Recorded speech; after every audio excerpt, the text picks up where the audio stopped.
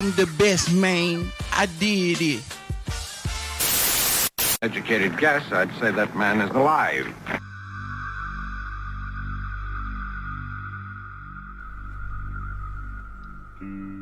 Come with me, see what I see.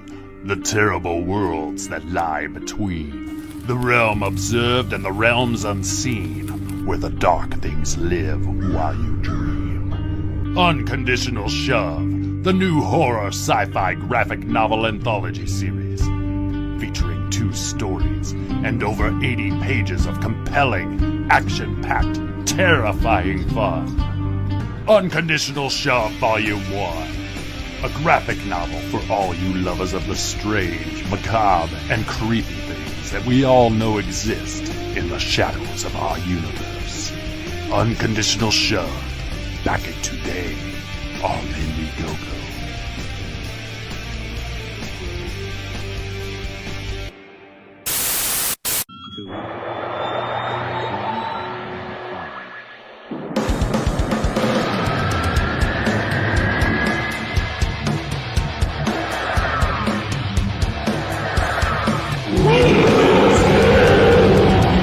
Is he a monster?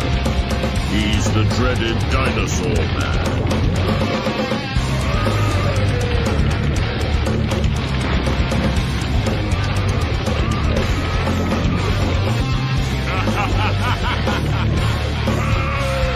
Story of a man who developed a spaceship that travels so fast that its pilots vanish mysteriously into thin air.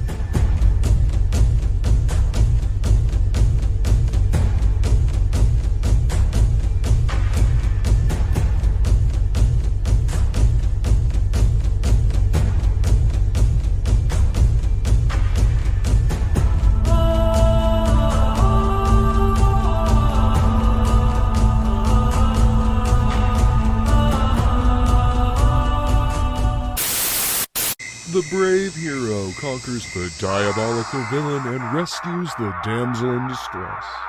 But this is real life, and in real life, Stories don't always have happy endings. Frog G. The story of a man turned into a frog by a voodoo priestess sent on a mission to kill a god by death itself. Now our hero must roam the underworld to regain his humanity and win back the woman he loves.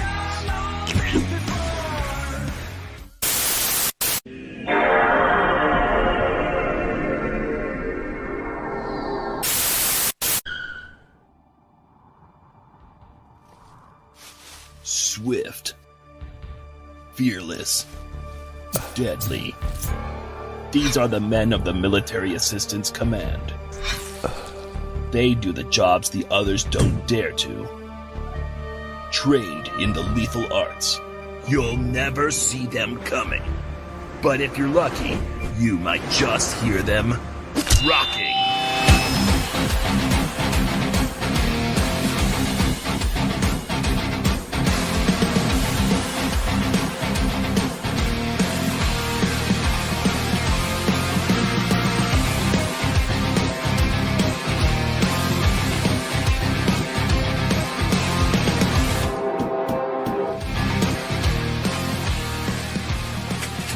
Now, to regain their freedom, they have to take out the assassin clan that made them the Rock and Roll Ninja. Get your copy today.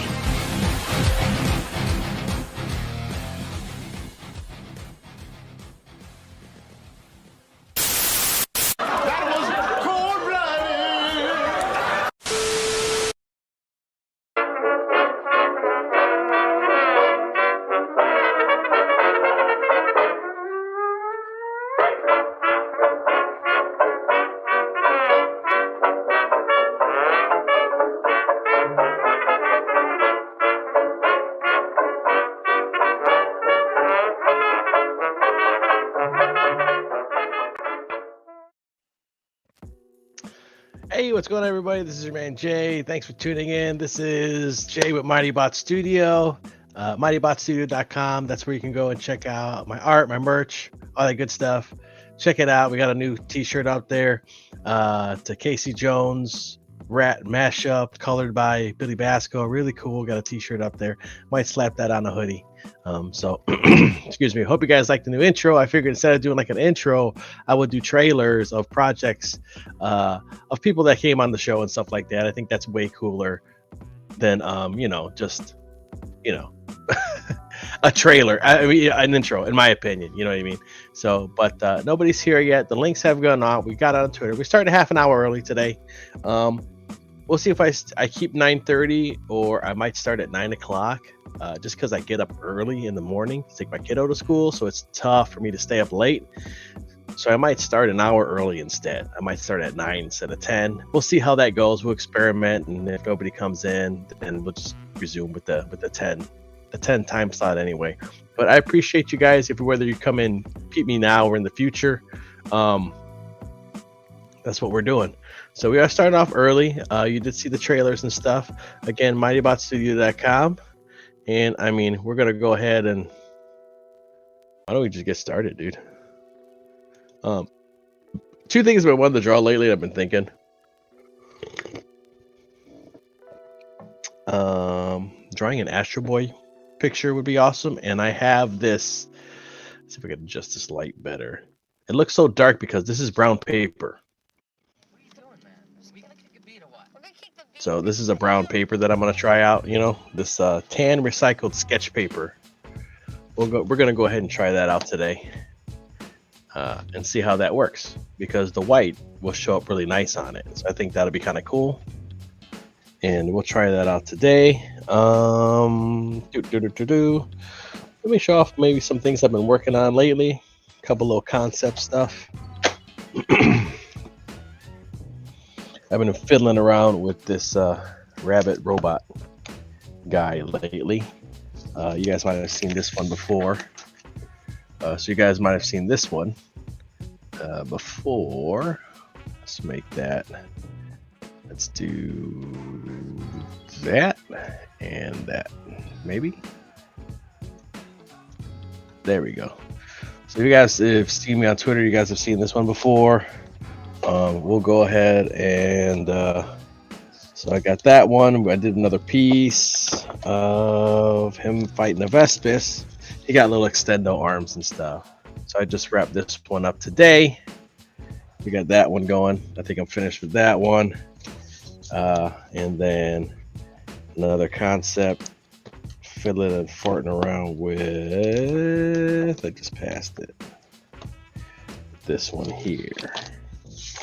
All right, and we'll show these concepts real quick, and then we'll go ahead. We got someone in the back room. We'll bring them out. This little concept of this little red panda stuffed animal for an idea that I got for a kid's book. Another idea. So we got that stuff going on. But without further ado, let's go ahead. We got a guest in the back. We won't mess around. We'll just go ahead and bring him on. Odin, what's up, man? What's going on, bro? How you doing today, man? Not bad. I'm fat and happy. I'm full. I ate too much. Oh, okay. Yeah, I was even contemplating coming on. I was like, I feel like a nap would be good, but I'm like, no, you take a nap, you screw your whole sleep schedule up. Yeah, that's what's been hurting me lately was my sleep schedule. I was like going to bed early, then waking up at 3, and then just staying up. Yeah, and this was messing me up. So finally, I got kind of regular. That's why I wanted to start a little bit early. So my schedule ain't all jacked up because I gotta get up every morning at 6 and drag my kid out of bed. Yeah, well, I understand. I know the thing. Like you got to get up at this time, but it is kind of fun to like have some funky sleep for a little while. And like I've seen you stream at odd times every once in a while. You're like, I can't sleep. Yeah. Which is pretty cool. Yeah, then I'm paying for it later. I'm at work just like, leave me alone. Get away. Get out of here. But no one watching cares about that. Yeah, absolutely. Yeah, no one watching cares about that. So no one else has hopped in. I did send the link out. So I'm probably throwing everybody off starting early. And we'll see. I'm debating about starting earlier. Maybe 9 o'clock might be good. But Yeah. I don't know if that's going to work out. We'll experiment for a bit. Yeah. Yeah, I don't know. The 10 o'clock Eastern, but that's 7 my time. Is pretty good. But 6 is doable. But if I know I'm going to be streaming at 6, I'm like rushing to get everything I got to get done, so I don't have to think about it. Okay. Eat dinner and all that. Yeah. Yeah, we'll play it by ear. But that's just me. You go whatever time, I'll probably be here. Okay, cool. Well, I'll give you guys a warning. Yeah. No, I'm surprised Hockey is not here. Did you see the intro? What you think about the trailers? I saw a bit of it, but I was like, oh, look at all these trailers. Yeah, I jumped in just when I saw Rock and Roll Ninja. It's like one of my favorite trailers ever. Yeah, that one's so cool. I love that trailer. And then then I saw Hockey, so. But, yeah, so yeah, like a whole slew of trailers. Yeah, I had cool yours. idea. I had Frog G, Goblin Girl, one for Eric Hodson, and then I forgot to throw Hockey in there, so I did him retroactively. He's his own video. Yeah. So I just added that in there. So I mean, I figured that was cooler. You know what I mean? I like it. I mean, I've liked every intro you've ever thrown up. Actually, I like back in the old days when Eli was always in there. Yeah, they would hit me copyright on the outro that I had when he was rapping. Oh, his rap? Yeah, because I guess of the beat, and I guess whatever beat they used. Yeah, he sampled something he shouldn't have. Okay. And they kept hitting me with copyright, so I'm like, Eli had to go, man. So he's in the intro though. He's in the very beginning. So. Oh, okay. Yeah, he's like, we're the best. I did it. And I had to keep that in there. Yeah, so he's still in there.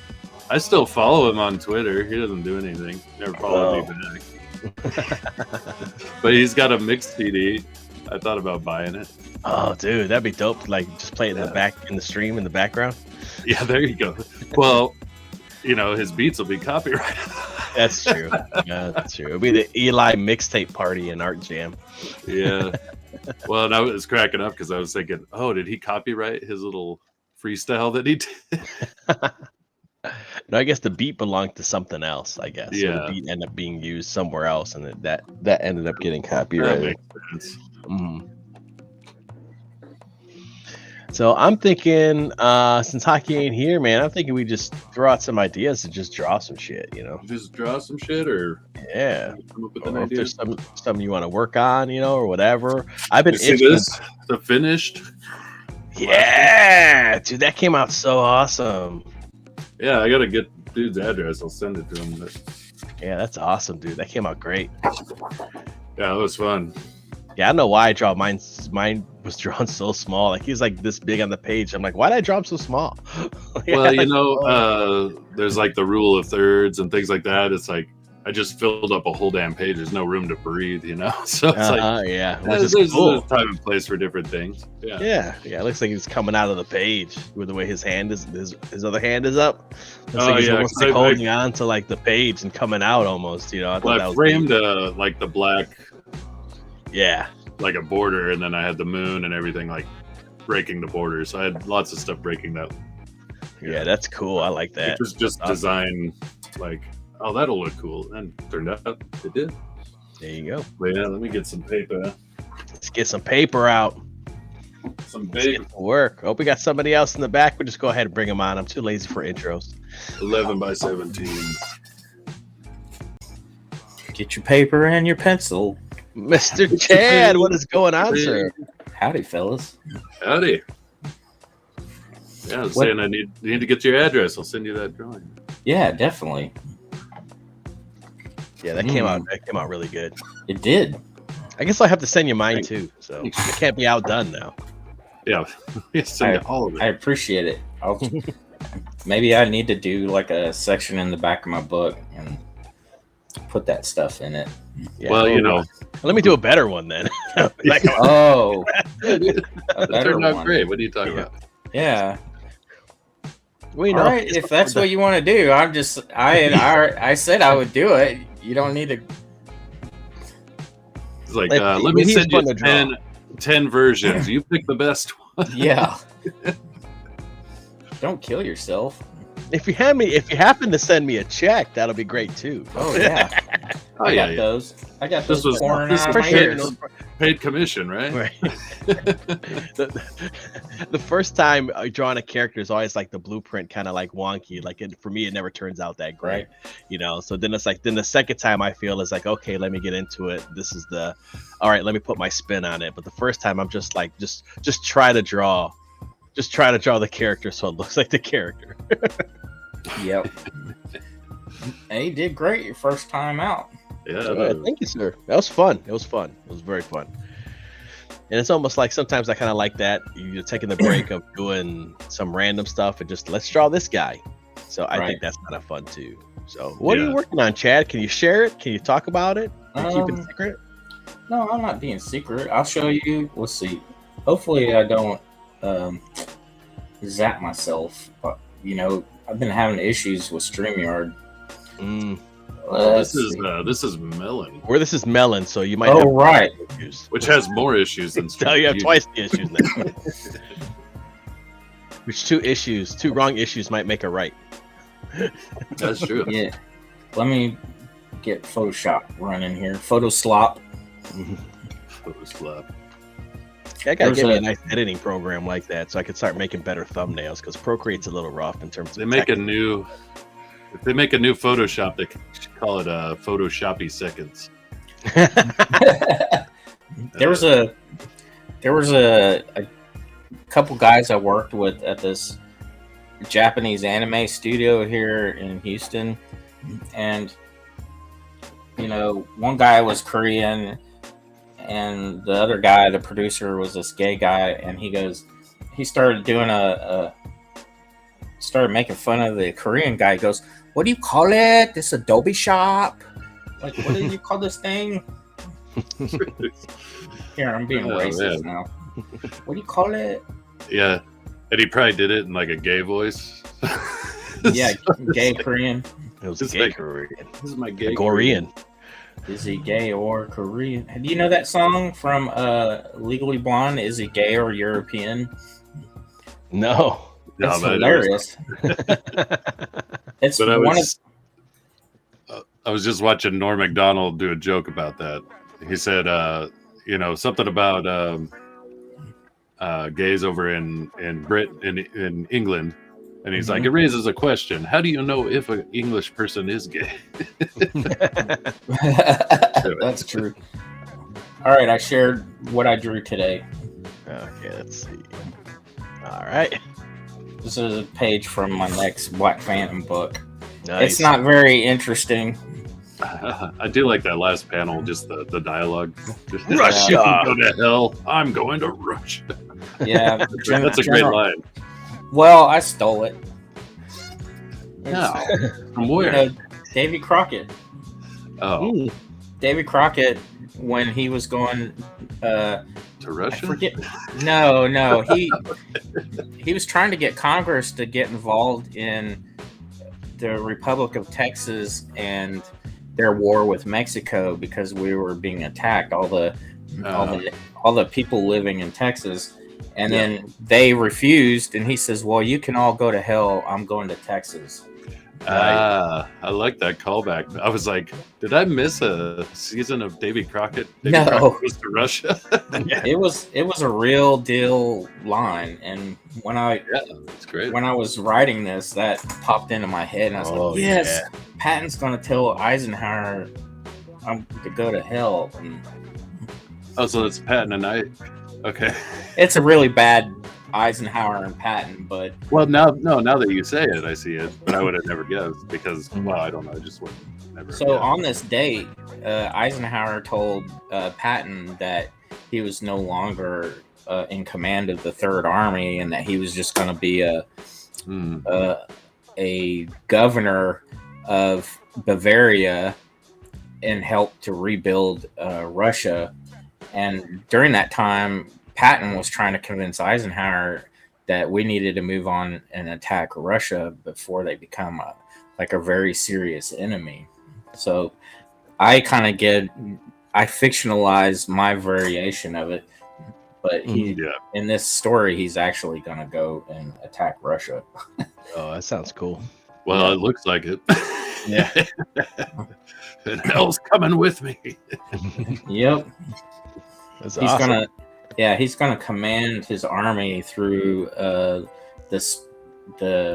Lance of Destiny, the Spear of Destiny. Oh, right. I remember you mentioning that. Yeah. Yep. All right. Thanks for checking it out. No Thanks for problem. sharing. That's awesome. Yeah, Cool. thanks. Whoop. So here's a question though: Who's the better man, Patton or MacArthur? Patton, because he was crazy. I think they were both crazy, to be quite honest. Eisenhower and MacArthur both were against Patton because they're afraid he was a little bit unhinged. So, well, my experience with Patton is always he looks like Telly Savalas. Oh yeah, right, because of the movie Patton. It was Telly Savalas, wasn't it? Yep. Well, no, it was. Gosh, I can't remember who played Patton in the movie Patton, but yeah, they were. He. The funny thing about Patton was he really sympathized with the Nazis. Okay. Well, that's a funny thing. I'm gonna fight you guys, but I sympathize. Yeah. Well, he thought they were a better people somehow. It was really weird. Like they wanted to denazify Germany. He thought they were Supermen, and he thought that they shouldn't be taken out of. It is weird. Like he was not the perfect guy, but he was right. I think he should have went to Russia. Yeah. So hopefully I don't offend his family with him in a comic book. So what you thinking about? What do you think we should be working on, Odin?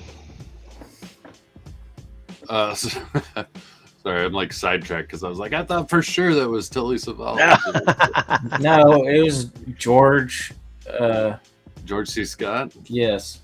Okay, that's right.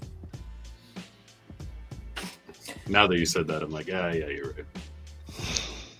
But I think Savalas would have done a good with like a lollipop, like Kodak. Yeah, I would have. He's just like instead of a cigar. Yeah, just turn it into a sucker.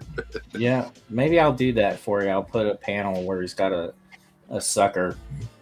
Yeah, it's just a little homage to Kodak. Awesome. Let's see, what should we draw? I don't know, man. I've been wanting to draw tonight. I've been wanting to draw Frog G for a while. Oh, that'd be good. I've never drawn Frog G, so I thought Frog G would be kind of fun to draw. I'm horrible at frogs in general. It's a frog in a coverall, so it's not, Well, yeah, it's the face. I think we can budge it. Let's look up some Frog G. There are 3 CG frogs. Yeah, Frog G, Cyber Frog, and then that other one. There's one other guy. He wears a hood. He's got a hoodie. Oh, Oddity or Otta. Yeah. Yeah. I don't know that one. Yeah, Ethan did a cover for it. Oh, that's cool. Everybody's doing frogs. Frog Gate. Let's pull up some art real quick. Yeah, real quick. FG. Some of this.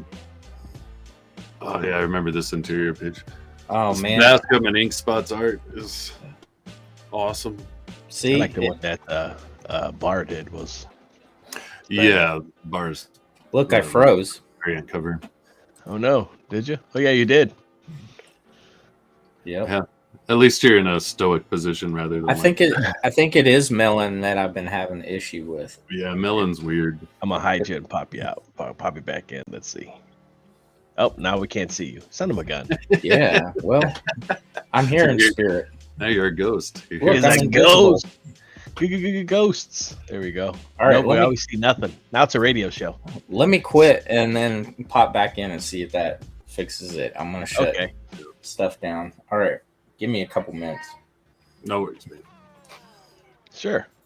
Yeah, it's always been my thing with Melon. When it starts acting up, if I come back in, it usually, does whatever, smacks it around and wakes it up. It's like, oh, okay. Yeah. Let's pull up some. Oh, I'm gonna use my tablet. I got my tablet here in front Oh, of me. you gonna do digital? Let's use that. Or I'm gonna use it to bring up the art, your sketch. so I could look at the stream, and I could so I could look stream here on the T, and then I can look up the Frog G art here. Because I was capturing stuff for the. It's just easier for me to capture the videos, to screen capture the videos on the iPad, and then airdrop them to the Mac. Because when I do it on the Mac, there's like no sound for some reason. It's weird. Right. So I just do them on the tablet and on iPad, and then drop it to the iMac, and then import it iMovie. A lot of eyes there. The eyes have it. The eyes have it. G comic, and it's here in front of me, so I might as well. Like a tight mechanic's outfit, right? Yeah. He's got a backpack full of wrenches, or it's almost like a quiver. Yeah. It reminds me of like Casey Jones's golf bag. Yeah, that's what it's like. That's what it reminds me of. Let me make sure I keep an ear out for Chad. It's like, I'm never coming back again. Yeah, he's like, psych. Which I wouldn't blame him. I'm gonna go stream with Reenie. Be like, yeah, sounds about right. Everybody's streaming now. I'm like, oh god, man, what the heck, man? Are they really? Yeah, Reenie streaming, Shane streaming. Double Impact is on. Oh yeah, well that's always on Wednesday here. But yeah, but this is where the cool kids hang out. We got to come up with like a cool, like Jason Bascom. We got the underground. We got to be like, I don't know. We got to be like the fucking punk scene, man. Nobody knows that we're here and shit. Is it called the fuck you if you don't want to come hang? Yeah, go eat a dick. Oh, they're watching Fistful of Dollars on Tumblr, or they're not watching it. But going over one of my favorites, a spaghetti western. Like I keep needing to watch those movies. I gotta watch them. Oh yeah, the Fistful of Dollars and a few more dollars, and then Good, the Bad, and the Ugly. Great. Yeah, Pizza Medi. He's screaming all the time. You're right, everybody and their dog. So Froggy. Let's see. Trying to get some exaggerated.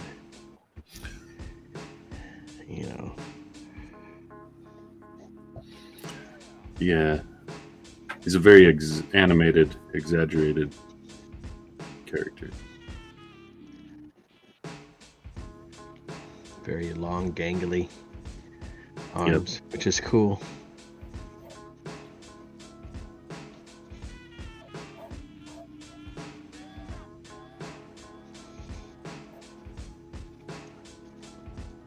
Gotta try and fit him on in here.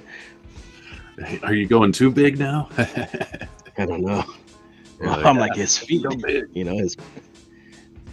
Oh yeah.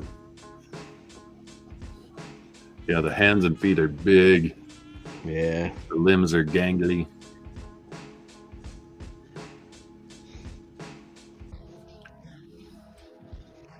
Also wear gloves too. Yeah.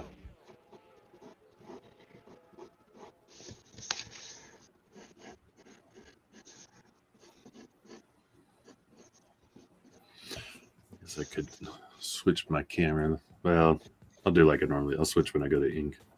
Yeah. Nobody can see anything. Yeah, nothing to see here, guys. Nothing to see here.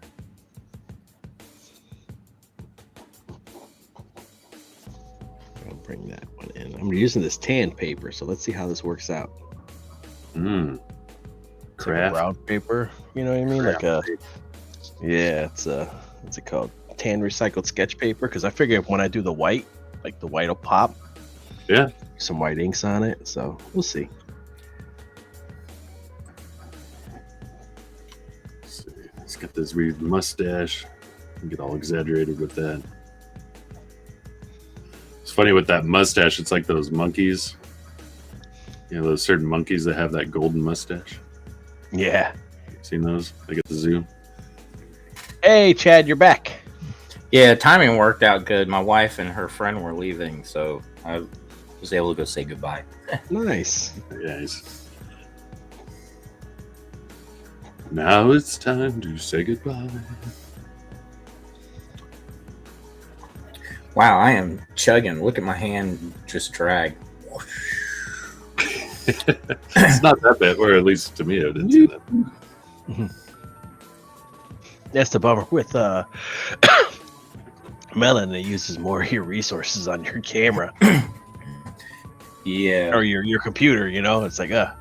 Let me try it. Let me quit iMovie. Close some windows. Well, it's not anything on your end because it's running off of their server, so.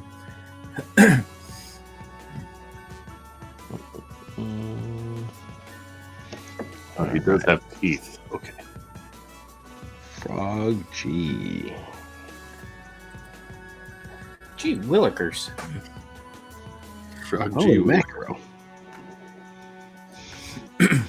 My daughter, she's we're from up north and now we're living in the south, so she's been living here since she was like 8 months old.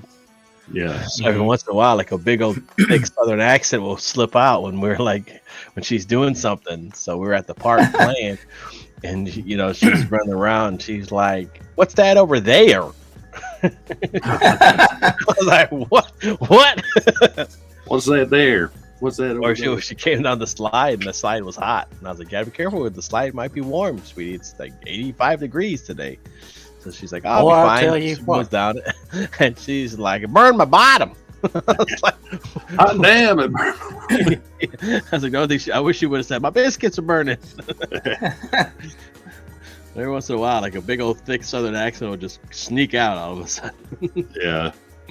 You boys better get the hell out of my yard. Whacking in my tool shed. Man, if I catch you whacking off my trailer again, I'm gonna have to kick your ass. There's lots of valuable propane tools in there.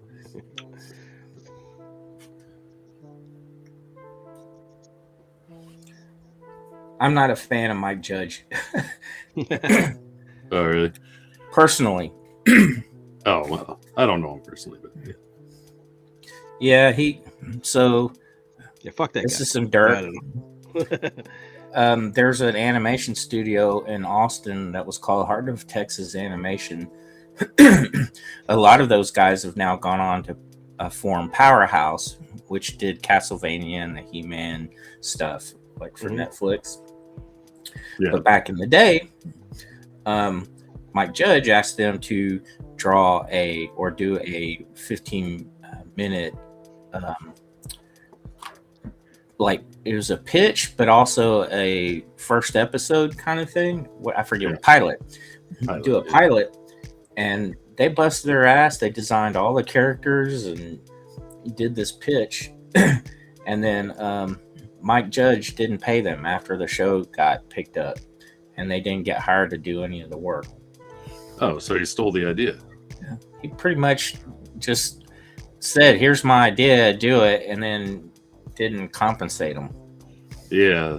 But then I could be wrong, and it's all a story. But that's just what I heard. That sounded like a Southern guy. Saving my butt here. That's what I heard. Well, I tell you, man, I just save my ass, man. That's my good. I tell you what. I tell you what. Well, yeah, there's I've had those where it's like somebody tells me a story and then I hear another side of it and I'm like, oh, okay.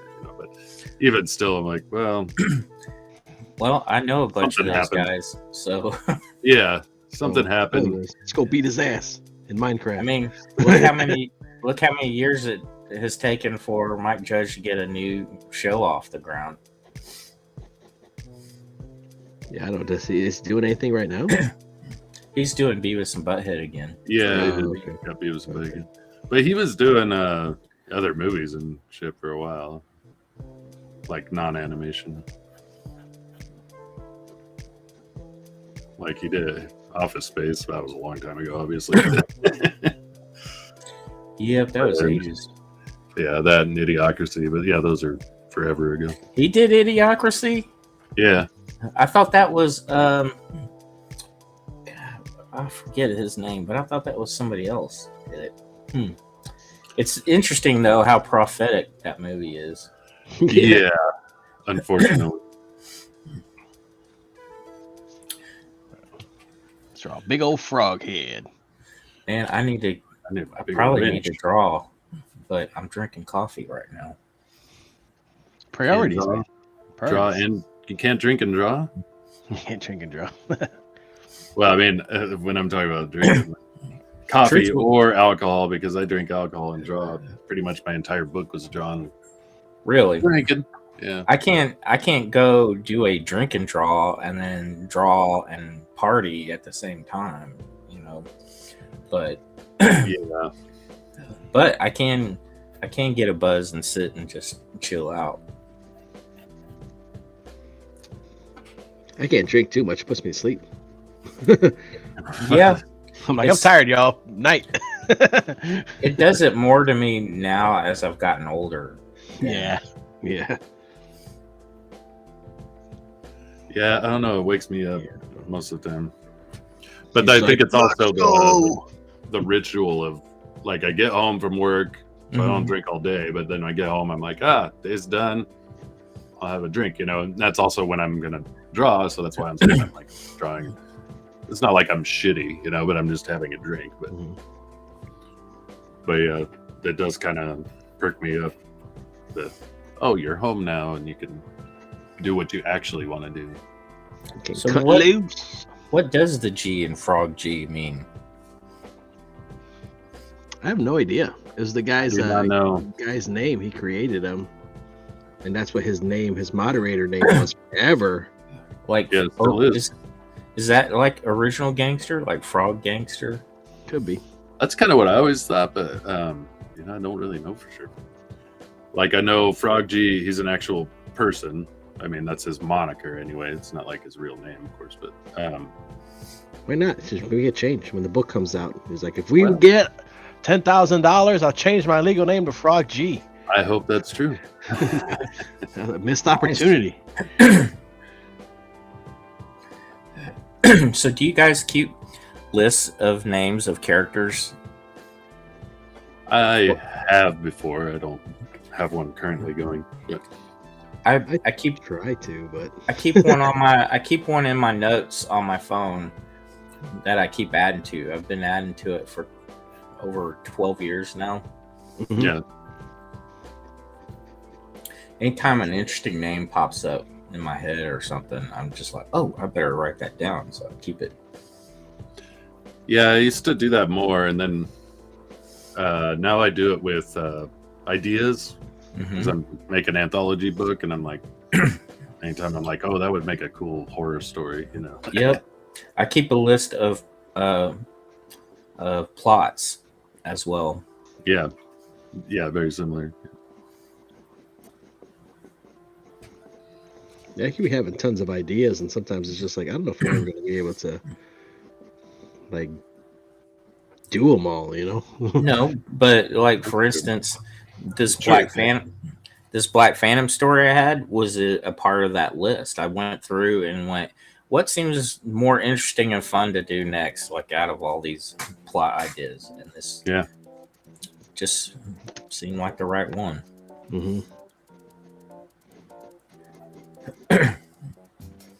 Like I have a 200-page graphic novel I want to do, but I don't have the time at the moment. Like I gotta put out other stuff first, get people interested. Yeah, I'd like to just as a collection of art book, but Odin keeps telling me I should come up with a book first. He's like, "Here, come with a book. Do whatever you want." You want to do You want to do an art book? Yeah, just a collection of my drawings. Yeah. I do. Look what I got here. I do sketchbooks and sell those. Do they do pretty well? Well, I was telling him to like get more traction with a book. and that way people will get to know you better. The So you've been doing it for a while. sketchbooks sell better at conventions than they do on my website. Yeah. But I do have. So I started doing collections of my favorite props from all the different shows, and then I named that particular sketchbook sort of having to do with the show, but not really naming it that. Mm-hmm. So, like, I've got one for the Teen Titans Go stuff I did on the movie. Yeah. I got a collection. I just called it Booyah. Booyah. Booyah. Got anything from DuckTales? Not yet. But I'm thinking I might do one that collects my TV work and then the video game that never got published. That'd be cool. I'd love to see that. Well, Jay, if you put out an art book, I'd buy it. I'm just saying. One sale. I'll take it.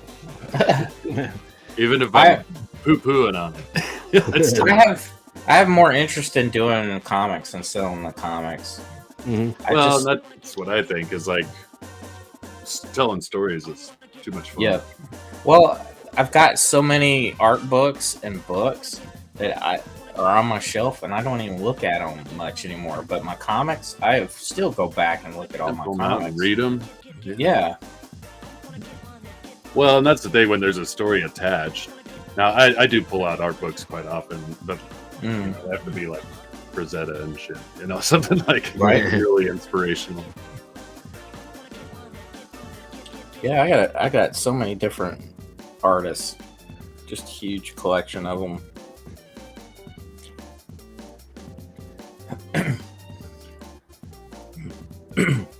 I do like how to make comics kind of books, though. I like looking through those every now and then and see if there's something I forgot.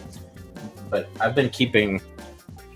It's in the other room, but I've been looking at Nate Pico's How to Letter Comics book quite a bit.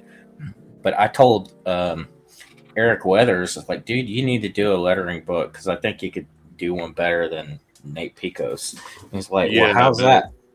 I said, well, Nate Pico's is just, it's so crammed full of stuff, and I don't know where to look in the book. Whereas if he did it as like a cheat sheet kind of book, like the Lorenzo brothers, you know, that do how to think when you draw. I said, if you did like a small book that somebody could keep next to their desk and it's full of like tips on what to do in certain situations, like, yeah, I would, or like a handy reference kind of thing. Yeah, like, dang it, I need to go back over. Oh yeah, I forgot. I need to use the 3 dots when I'm connecting 2 balloons together. You know, that sort of thing. Like, yeah, I had one book on lettering, but I was actually wanting help with hand lettering, and so I bought it, and it was like the introduction was like, hand lettering is an old practice. We're not going to cover that at all. And I'm like, how to use an Ames lettering guide. Well, I looked up online. I'm like, I wanted to buy a book because I like having books instead of just looking everything up online. But then I looked it up online. I had the Ames lettering guide from my drafting days, but I was like, they used to print. There were some comic paper, you know, producers. They would print all the lettering guides all on the sheets of Bristol, so you didn't have to worry about. Oh, that's nice. How many fingers does Frog you got? What, 4? 3 and a thumb? That's just. Yeah. I don't know. Never thought. Mine are making fists, so I just go, he's got 5. A thumb and 4 fingers, right? It's not until the last, you know, lately, I guess I would say lately, that I've gotten more into drawing hands and enjoying it. Yeah. Yeah. I still they kind of mess me up sometimes. Sometimes I'll do a really awesome hand, and other times I'm like, I ain't messing with this hand anymore. I like drawing them as stick figures first, and then basing it off of that. Well, and I think that's the best way to do hands is to just make it as simple as possible first. Yep. Because if you look at like Jack Kirby hands, they're rectangles. You know, they're like Right. sharp edges. I love them. I do I too. I love the flat fingertips, like they're just squares. Zip. Yep. Yeah, they're just squares. He would force shorten it even, and he's like, "I'm not putting any extra detail, even though it's right in your face." You're like, I like the way Joe Mad does those chunky fingers. You know. Yeah. Yeah. Well, he's got a cool chunky style too. Yeah, Joe Mad was like game changer, dude, when he started doing X-Men. Like, we all were like, we're gonna draw like this. Yeah. I really do dig his style, but it wasn't my. Right. No, you're more of a Frazetta kind of guy. Yeah. Bernie Wrightson, I bet. Yes. Bernie Wrightson is one of my all-time favorites. Same with Frazetta. What about? But I mean, I really think Joe Madureira is like extremely talented and awesome. Yeah. It's just Do you not like- my style. Do you like Jeffrey Jones? Yes, I like all the studio guys: Jeffrey Jones, Yeah, I love Wrightson, Jeff. Barry Windsor Smith, and the other guy that's name always eludes me. Cluda.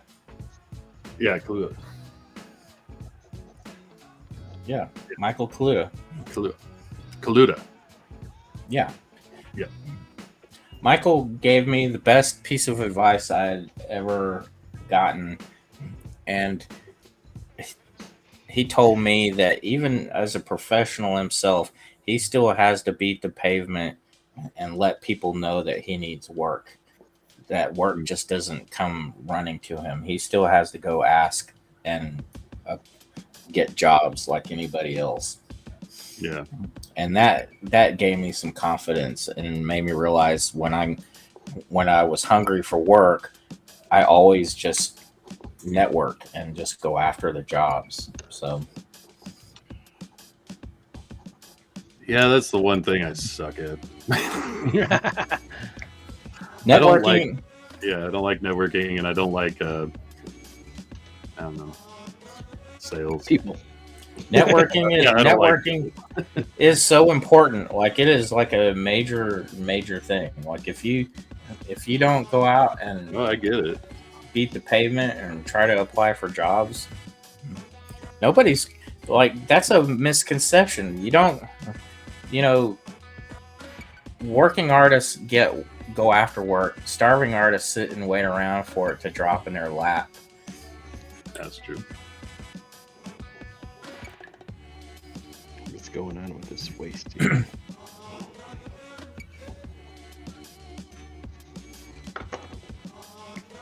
It's gotta be moved over.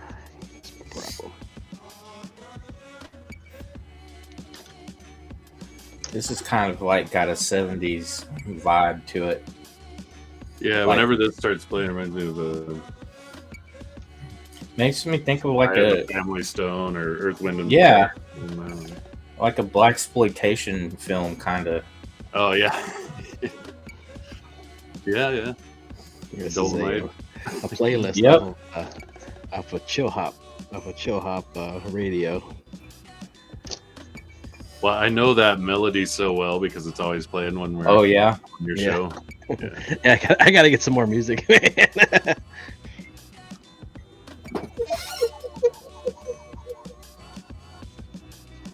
I'm gonna get some new disco and some stuff to jam to, some head bopping stuff. Like, yeah, man, really do the art, or like some sweet jazz. Shit that jams. Voice mod and Stream Deck, especially Voice Mod, they have a lot of free copyright free music, and with Voice Mod, a lot of people upload their own copyright free music, so you can go and Right. just cruise through the library.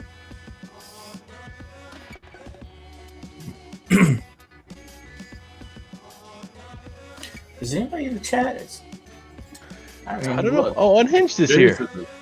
Look at Waste Shack for chunky fingers and Kirby and Knuckles for the wins. And why don't you just come in? I sent the link. He's like, I always miss it. Yeah, Unhinged. Just miss it from the sidelines. We're drawing Frog G right now, dude. Well, that's true. Like we're drawing your character, bud. Yeah. Yeah, man. Well, I'm not at the moment. He's eating dinner, he says. Well, excuses, man. Let's see how it is. I don't know Unhinged well enough. If he has family, I'd say, yeah, hang with your family, dude.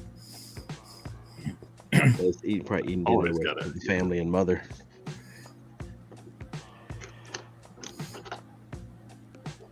Let's see here. I didn't want to kind of take that this way, but I guess I'll go. So, I know, Jay, you're not a baseball fan. What about you, Odin? Yeah, I would be more if my team didn't suck, but yeah, more or less I'm a baseball fan. I was a big baseball fan in the 80s. So. Who's your team? The Rockies, Colorado kid. Oh, yeah. Yep. Yeah, they suck. They do. They were actually strong not too long ago, a few years ago. Yeah, they made the World Series about 10 years ago.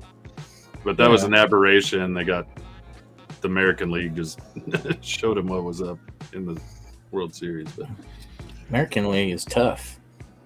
So I'm guessing your team is Houston. Judging by Absolutely. Well, you guys always have a good squad, so you know.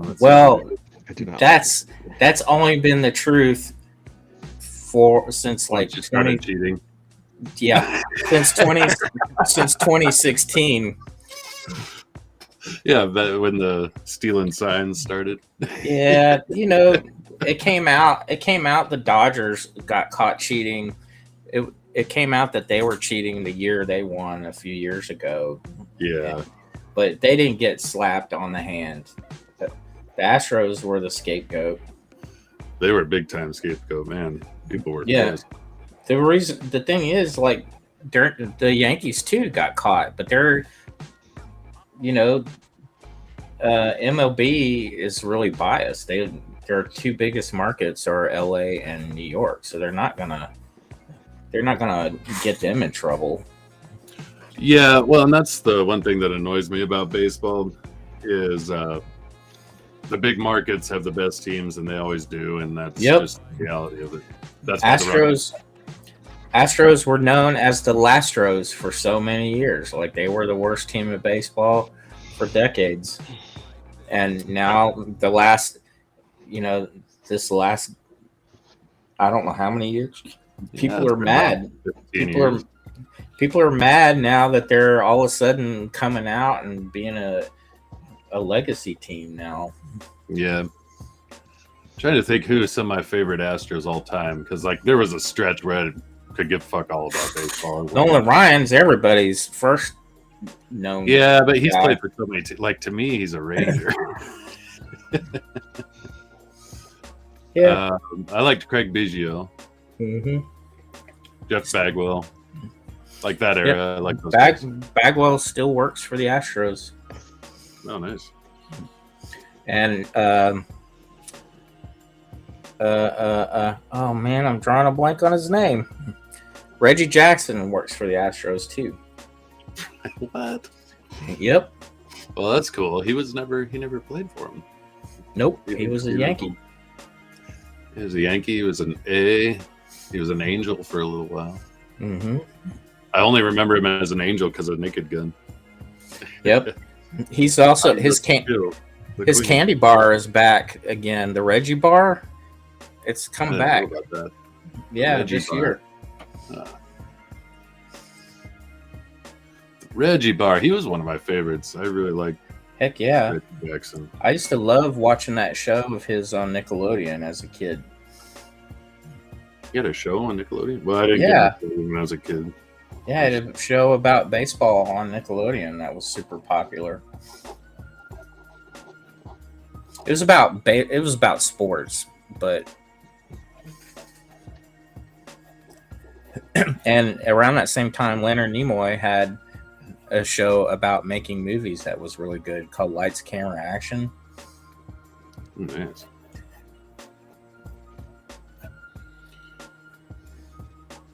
How many movies was Leonard Nimoy in? I don't know. Tell him.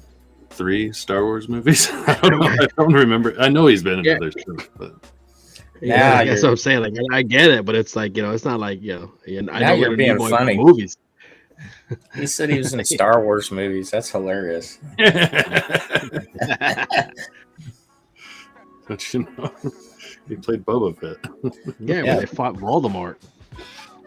Yeah, he played Voldemort in the Star Wars. They fought Voldemort in all three.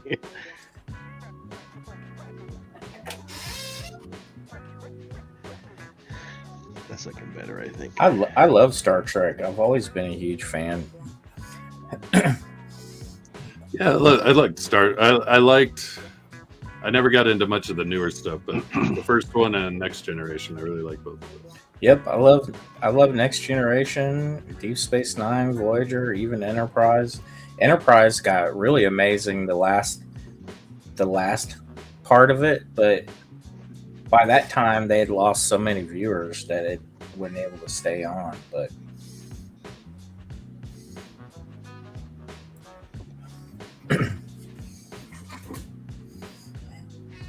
so what's around his body there, Jay?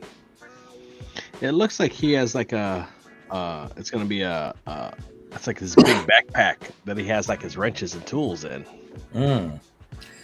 I don't know. A wrench out. Unhinged, I have no idea how long Jay's gonna be on. Probably till 12. I'm thinking. Yeah. No, we're gonna keep you up so long, Jay. Talking about G.I. Joe. Dude, I was like 4 a.m. I was like, I gotta go to bed. Yeah, sorry. That was fun though. Yeah, Makes you want to buy G.I. Joes, Makes you want to buy it. Yeah, I was like, I should buy this G.I. Joes. I'm gonna take my daughter to the Dollar General. I got a Dollar General and a Dollar Tree, both of them near me, and go get those little action figures. dude, those are so cool. But I know she'd just leave parts everywhere, so I think we're gonna double down on the Ninja Turtles. Man, I would love, if I could afford it, I would buy the NECA stuff, but who can afford $25 action figures? Like, Yeah, it's tough. Like, they make it impossible to collect. I mean, I get one, and then it's like, if I got them, I couldn't open them because I'd feel guilty playing with them. Mm-hmm. Yeah. Well, You know what I mean? you have to pick and choose, but then if you're like a completionist kind of mindset, you're like, oh, I got to buy them all. That's $500, and by the time it's all said and done. Like, if it were up to me to start buying the new G.I. Joe, I would only collect 1 or 2 particular characters and let that be it. Yeah. Like the new G.I. Joe Sergeant Slaughter is freaking awesome. As he should be. Yeah. Yeah, he was my favorite as a kid, man. So into Sergeant Slaughter. Yep. He's going to be at a convention in Louisiana in June, I think.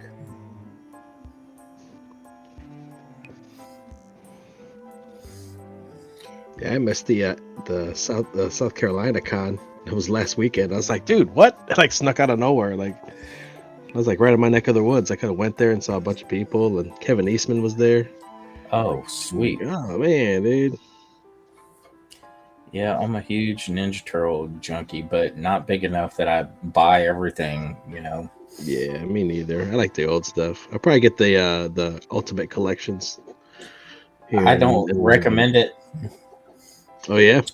Yep, I'd say buy the originals if you can, even if they're like 2nd or 3rd, 4th printings. The paper print quality is really nice, and all the Zipatone and everything's in it. Oh, okay. 'Cause what I saw looked like it had the Zipatone stuff on it. If it does, it's amazing, because all the newer IDW books that have come out, they took all the Zipatone out of them. Really? Yep. Well, the very first collection of them was done by a comic company called First, and the Zipatone is gone out of those. But there's something about seeing it on the paper. It feels raw. Mm-hmm. Those originals. I just like the idea of having them all collected at one spot, and I put it on my bookshelf, but I can take it off anytime I want. Yeah, I get you. But see, I have all my comics on bookshelves in the magazine boxes. Trying to see, what is he like? What's the chest look like?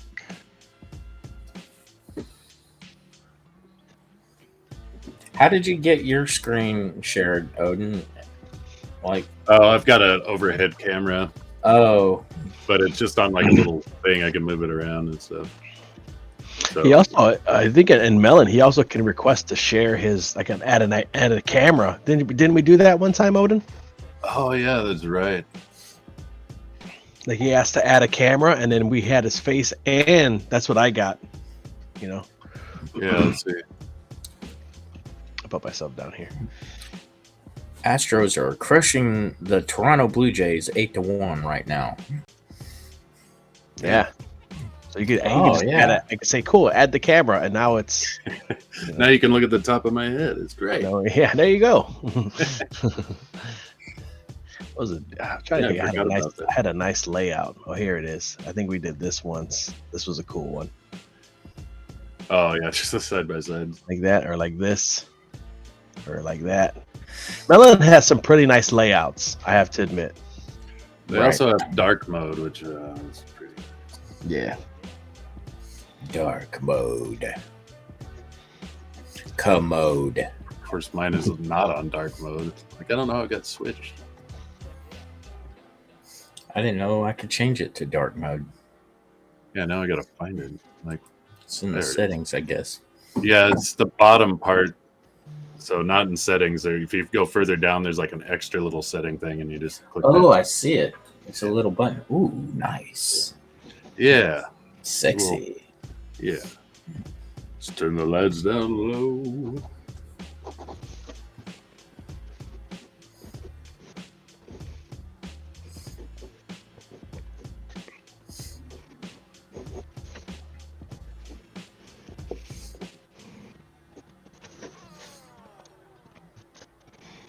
Let me give him a name tag.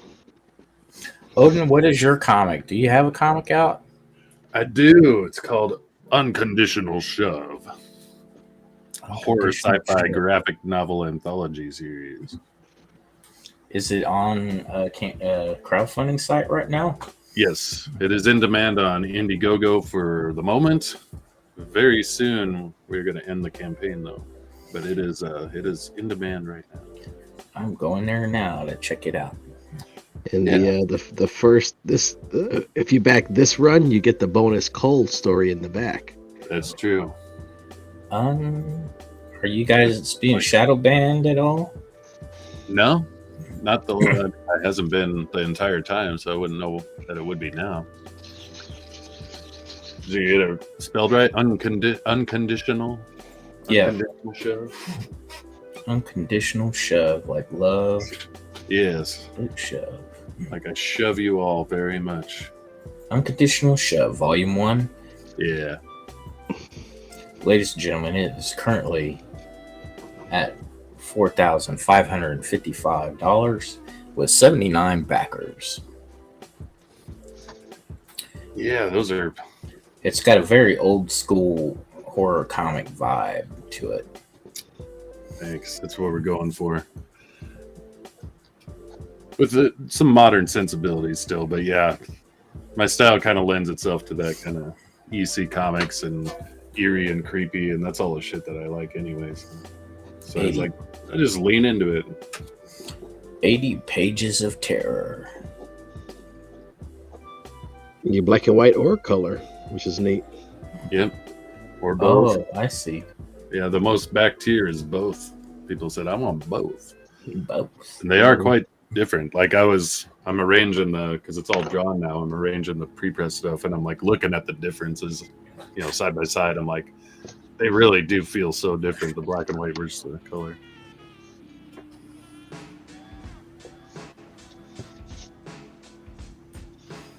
Hope he got sweet knee pads.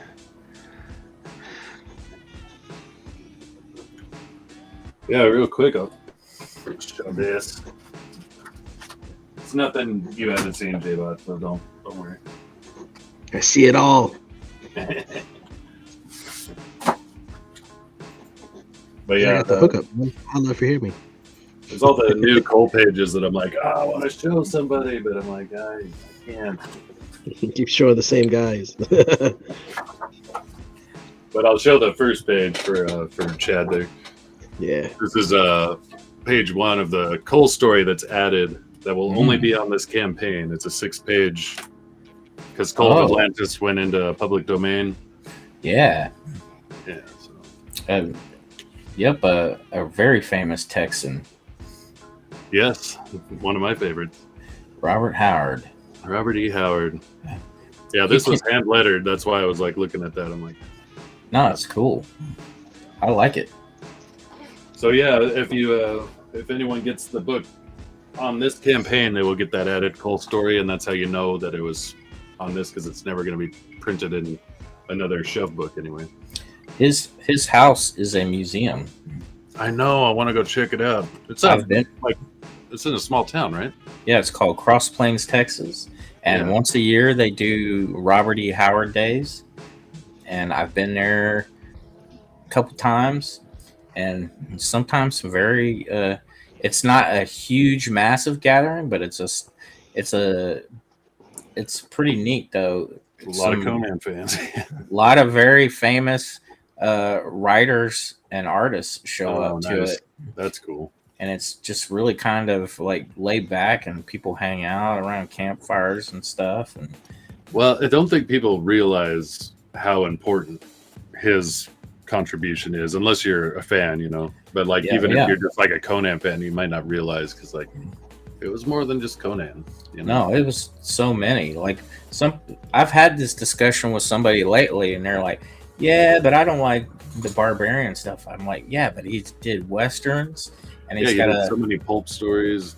He's got a series about a boxing Navy guy in the Navy that's really good. He's got a witch hunter." Gregory L. Levitre. Hey, G, how you doing, man?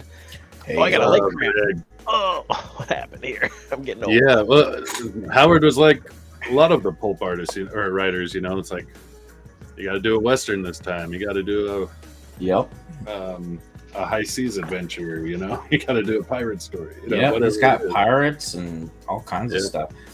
I've got a collection of them. I don't know if you've seen them, but there's a collection of his letters to H.P. Lovecraft. Yeah, they were buddies. And then there's a collection of letters of H.P. Lovecraft's too that you can read. And you can read his responses to Robert Howard. And they were both some crazy dudes. That's why they got along. Like, you're the only one who understands how crazy I am. Have you ever seen the movie, Robert Howard movie? No, I was actually planning to watch it, but I actually kind of forgot about it because I knew it was on my gonna watch someday kind of list. But yeah, yep, Vincent D'Onofrio. Yeah, which is a great choice. It's really interesting to read those letters because he talks about he and his buddy, and now I'm drawing a blank on his girlfriend's name, but he'd tell stories about how they would get in a Model T car and drive to a town called Marlin in Texas and go see movies there. And that's where my wife's grandparents lived for many years. And I've driven through that town so many times. But it's one of these towns that back in the day, if you look at a map of Texas from 100 years ago, it was the biggest dot on the map in Texas. It was bigger than Houston, Dallas, or Austin. Oh, wow. Isn't that weird how things settle down after a while? But at one point, it was like certain towns were like huge, and then, you know, whatever industry, coal or, you know, the mining boom or something. They were known for having hot springs, and a lot of the well-known baseball teams would have spring training there, like way back in the day.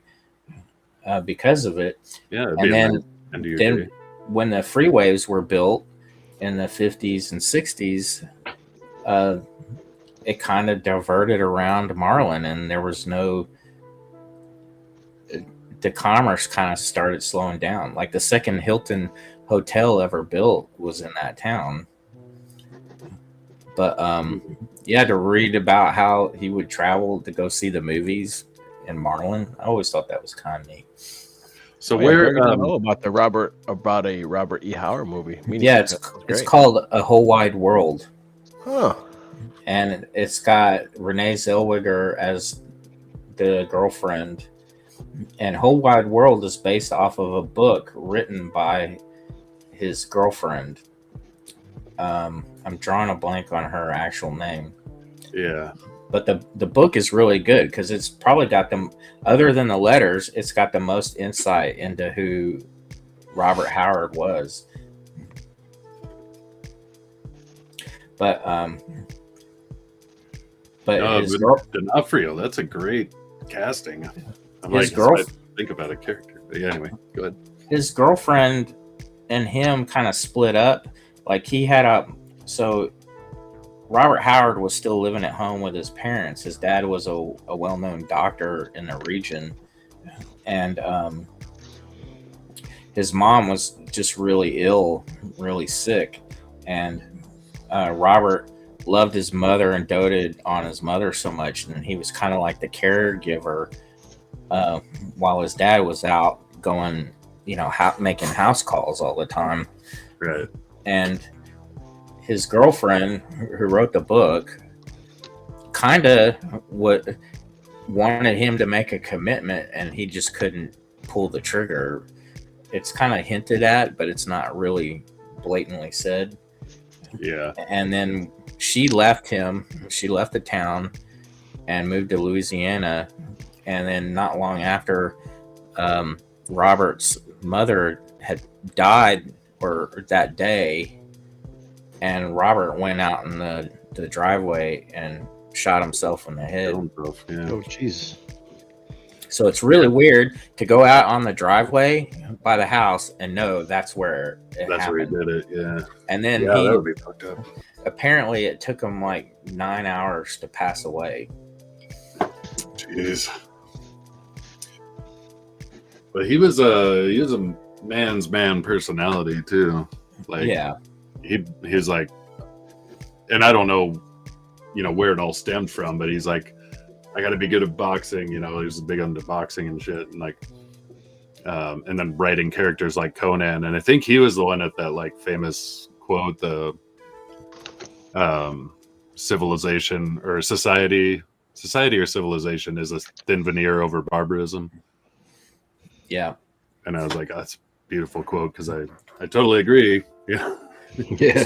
So the book is a famous quote of Robert. The title is a famous quote of Robert Howard's, because when he and her kind of broke up, he, out of anger, he yelled at her, "This road I walk alone," at her. Yeah. And that's what she yelled that at a girl before.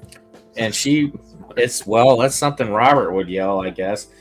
But that's the name of the book. I think it's called it's This Road I Walk Alone, or the One Who Walks Alone, or something. I can't remember offhand. I've got a copy somewhere, but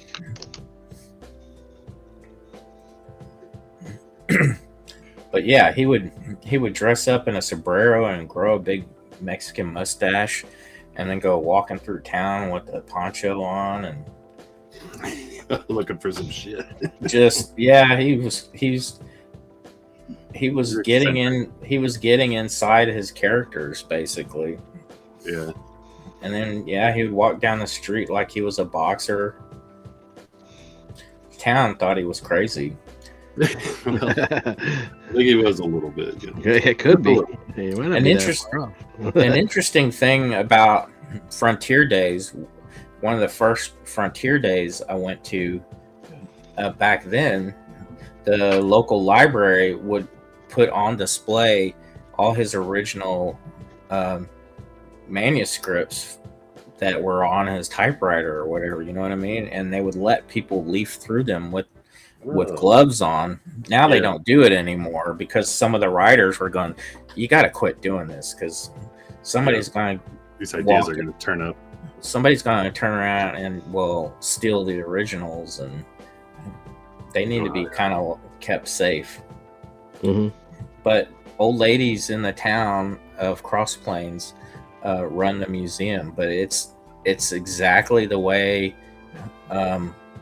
pretty much that Robert Howard and his dad left it.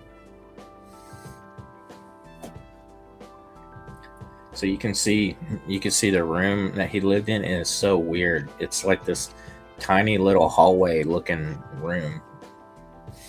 Now, what part of Texas is it at? It's in northwest Texas. It's like below the Panhandle. Oh man, that's the area I would want to go to. Because I growing up in southern Colorado for a while, I'm like, oh yeah, that would be. I remember going one time to Frontier Days, and we were driving back, and my buddy, he's an artist as well, and hey Jason, what's up, bud? What's up, Jason? I didn't want to interrupt Chad's No, yeah, but we were driving back from Cross Plains, and he's a falconer as well. So he had said, "Yeah, I have to pick up this equipment from this other falconer, which is on the way back.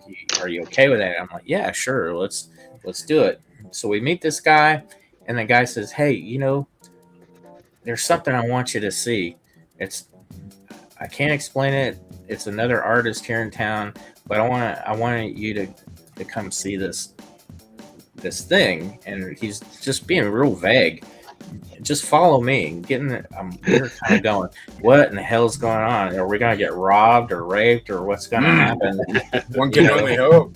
Robbed if you're lucky. And so we're following this guy down a dirt road and through a bunch of trees and going out into the country. I'm like, dude, we're gonna get fucking shot. Like, and in this clearing is this big tin metal warehouse, like out in the middle. And we get out, and he's like, "Yeah, come in here, check this out." And we walk through this door, and inside was this giant, massive sculpture of like a Civil War soldier on horseback, like bigger than anything I'd ever seen in my life. It was like a work in progress. Turns out it's like the super famous sculptor that does all these bronzes for all the baseball and football stadiums around the country. Wow. It's so bizarre. Like, I can't explain it. Come here. Yeah, like, hey, you guys want to see a big ass sculpture? Yeah, man, like, come with me. I'm going to show you a sculpture, not, hey, I'm going to rape you, Yeah. It was like really strange at first, but when we got in there, it was mind blowing. And the artist, I can't remember the artist's name. I have to look him up. But he's like, "You got to come check out my house. I built my house out of a cave in the side of a cliff." Oh, dude. Jeez. That sounds Dude, awesome. I had plans to do that once. I actually had the hill excavated to burn my house, but we never ended up doing it. Oh man! Yeah, you told me you did homesteading for a little bit, didn't you, Odin? Yeah, that was the same property. So I built the house, and then like the first part of it, and I had all these plans to go further into the mountain and stuff. But divorce, she got the house. She got the house and the hole in the mountain. She got the hole in the mountain. She got the pot to piss in. She got everything. You can have that hole. Yeah, no, it wasn't that bad. But she sold that. Now she's out in Missouri. So that's probably where my destinations are leading me. So the falconer friend of mine, turns out there's like so very few of them in the entire world that they all know each other. There's like a network of them. Oh, that makes sense. And they do not teach anybody, strangers, how to catch falcons and hawks. and stuff. Like they keep that all like under wraps. But every year they gather, or every other year, and this famous sheik, puts on the event in a different place in the world, and he goes and picks them up in private jets so they can get through any customs with their birds, and they go hunting at these events. And one year they went to the Sahara Desert and stayed with the Bedouins and went hunting and camping with them. That's cool. It is cool. Yeah, so how does one get to be a falconer if they're never going to teach anybody else? Well, I guess you have to apprentice with somebody. Somebody. Yep. Have to slay the dragon and all this Yep. stuff. Yeah, I mean, if they taught everybody how to do it, you know how many people would weaponize falcons? That'd be awesome, man. Yeah. Yeah. Well, And they'd be like, we got to regulate the falcons. So what is the G in Frog G? you would have to actually ask Frog G himself. It's actually a letter when he was in the Navy, because Frog G is based off was designed by the mod in the chats named Frog G. I had another campaign called Absolute, and he backed a tier where you become a trading card, and I designed a character around you. And so he designed the character, but the G came up from when he was in the Navy. They were about to set off. They were on leave. They were about to set off actually to, like, I don't know, go on a mission or do whatever. And they were drinking, and one of the guys was toasting and saying, "Let's croak havoc and let's slip the frogs of war." And then everybody got assigned a letter. So so he's Frog G. I don't, you don't know his people don't know his. I know his real name only because I got to pay him money because for the comment and stuff. But yeah, people don't know his real name. Like, his name is Frog G. That's See, it. I thought it kind of made me think of OG, like Frog, but it's a play on OG. In the comics, and actually on the card, I named him Jeremiah with a G because Jeremiah was a bullfrog. Oh, right. Yes. So very cool.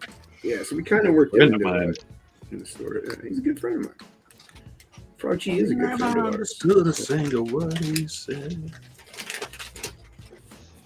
I'm kind of behind, so I'm just free flowing this piece. Oh, that's all right, man. I'm taking my time. Sort of. We want to draw Frog G for a minute, so I was like, let's draw Frog G. I'm not mad at you. I was told.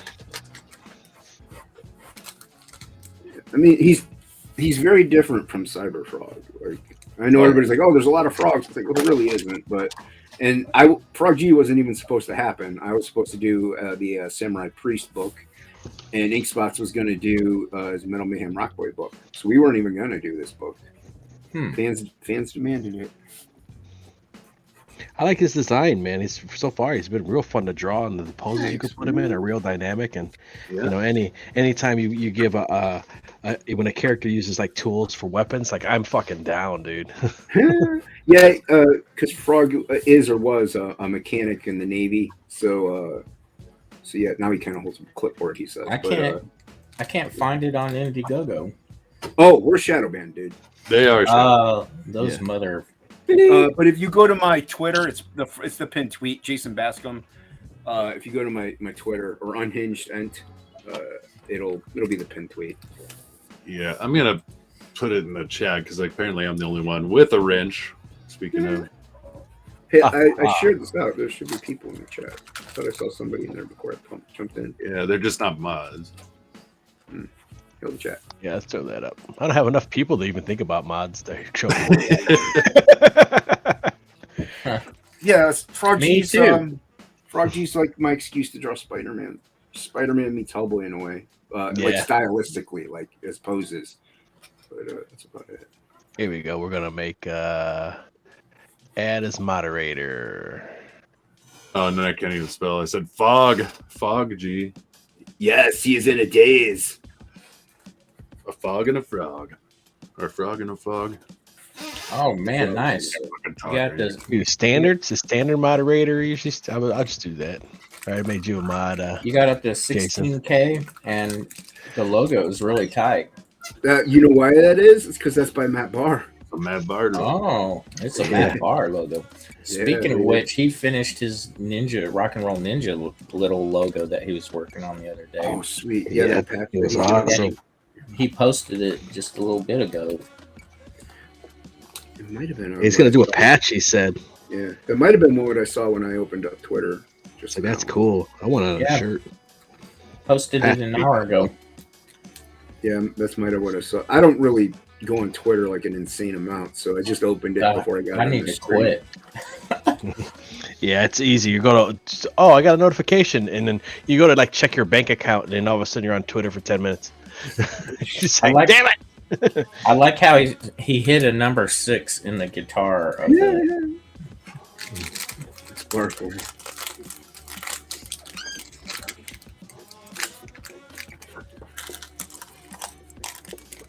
I think we all have those characters that we want to do. I want to draw Spider-Man, or I want to draw something funky, and we do. Well, I wasn't gonna. Frog G wasn't gonna be a thing, but I was like, he kind of can. I can move him like Spider-Man. Yeah. But see that with big flappy feet. Big flappy. Big flappy.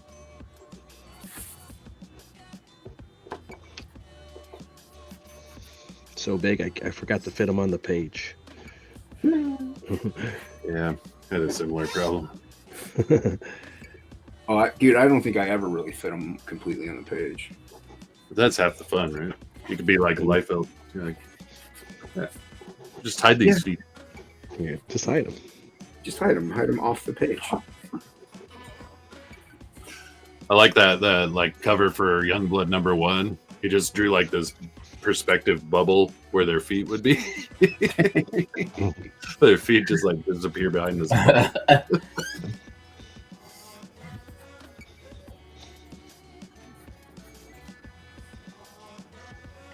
I give him the chunky zipper. I like working my layouts with the bubbles. So there's plenty of room for it. I guess.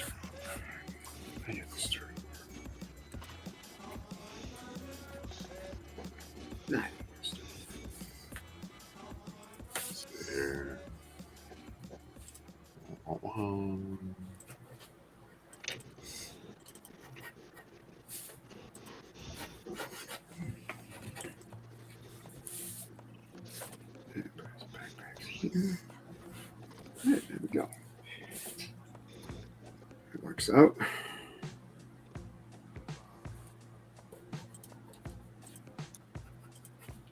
Hey, JBot, share my screen real quick. Oh yeah, there we go.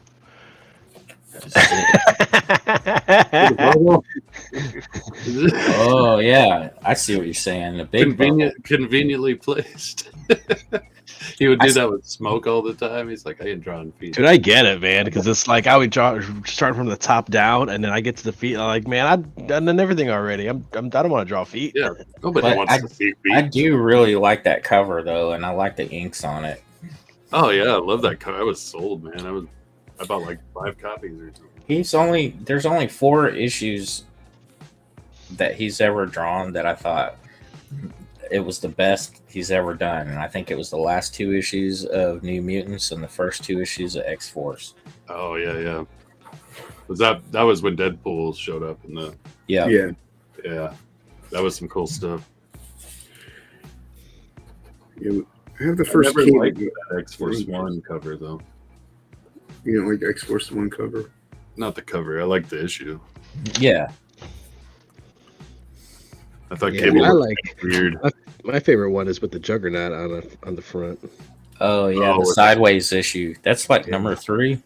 I think Spider-Man so. on it. Yeah, you got the sideways one that has Spider-Man and everybody on the front, and then the other one is the with Juggernaut's running and he's vertical, just fucking like it's huge, right? Yeah, as big as a house. Everybody's like around him. I think like, yeah, it's Juggernaut. I think McFarlane inked that. I know he inked 87. I don't know if he might have inked it. The Spidey on it. He inked a lot of Rob's covers. Like the somebody had to improve him. like the first appearance of Cable cover. That was Todd.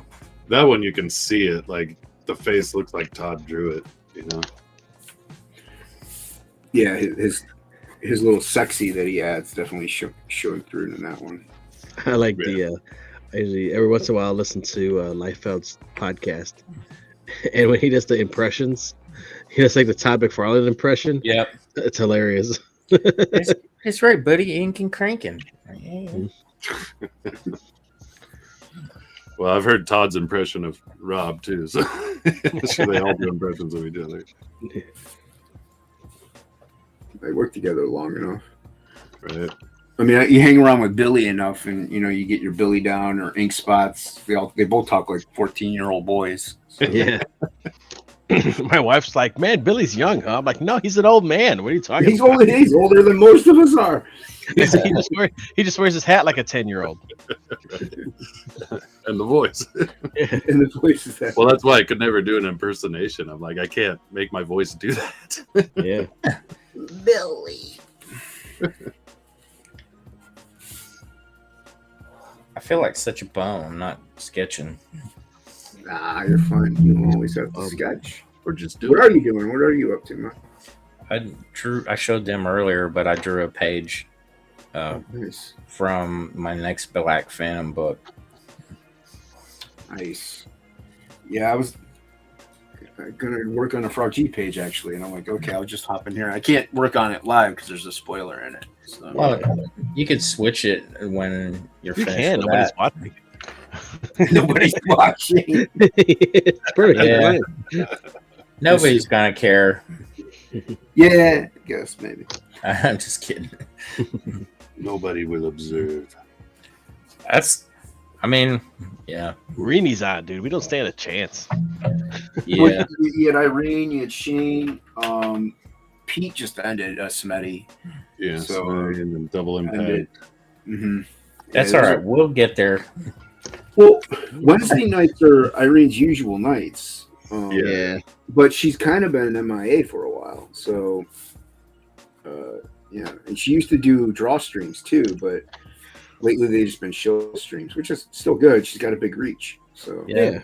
Shane did pimp my comic by himself tonight. Well, I thought it was with PTP. Well, yes, but I'm just saying. Right. Well, yeah. From what I hear, Mandy has family issues. So. Oh, I see. That's what I hear. I mean, I hope not, to be honest with you, because that would suck. Yeah, she's doing okay. Good. Oh, that looks so much better. I'm using this tan paper. Coming out pretty good. Oh, you're using tan paper? I love tan paper, dude. Yeah, I'm like, that's Gray when paper, I put tan white, paper. whites on it. When I put the whiteys on it, they're gonna pop. Yeah, when you let the whites take over. Oh man, do I need to go? Is this gonna get clipped? Am I gonna get canceled? To clip it. Yeah, I'm gonna get who's gonna canceled. clip it? Yeah, it's gonna, nobody's here. I get canceled when no one watches. Yeah. I mean, I'm okay. I mean, I wouldn't be using my real name if I were so worried. No, dude, I don't. Yeah, I don't worry about that either. Yep. Come at me, bro. They can't cancel if you don't. They can't cancel if you don't care. Come to my come to my house. I got an arsenal that I can show you. It's like, oh, they're gonna come after me at work. You're gonna call my boss? It's me. Mm-hmm. You're gonna call my boss? We need workers. He doesn't care. Yeah. They need employees. How many times I'm like, I quit. He's like, no, you don't. You're staying here, buddy. You don't understand the concept of jobs when they're needed. Yeah, because they have jobs that aren't, they're totally replaceable. They're just You can always find another barista. yeah, dude, you can find somebody to make that milkshake you were drinking. Yeah. What was that? My phone. I was sitting there going, is my microphone picking up something? Yeah, my cell phone's on vibrate. It's always on vibrate. Hey, baby. It's drop line. Let's do that. It sounds like dung dung dung, not vibrate. Oh, Sounds like a bell. no, it's going vroom, vroom.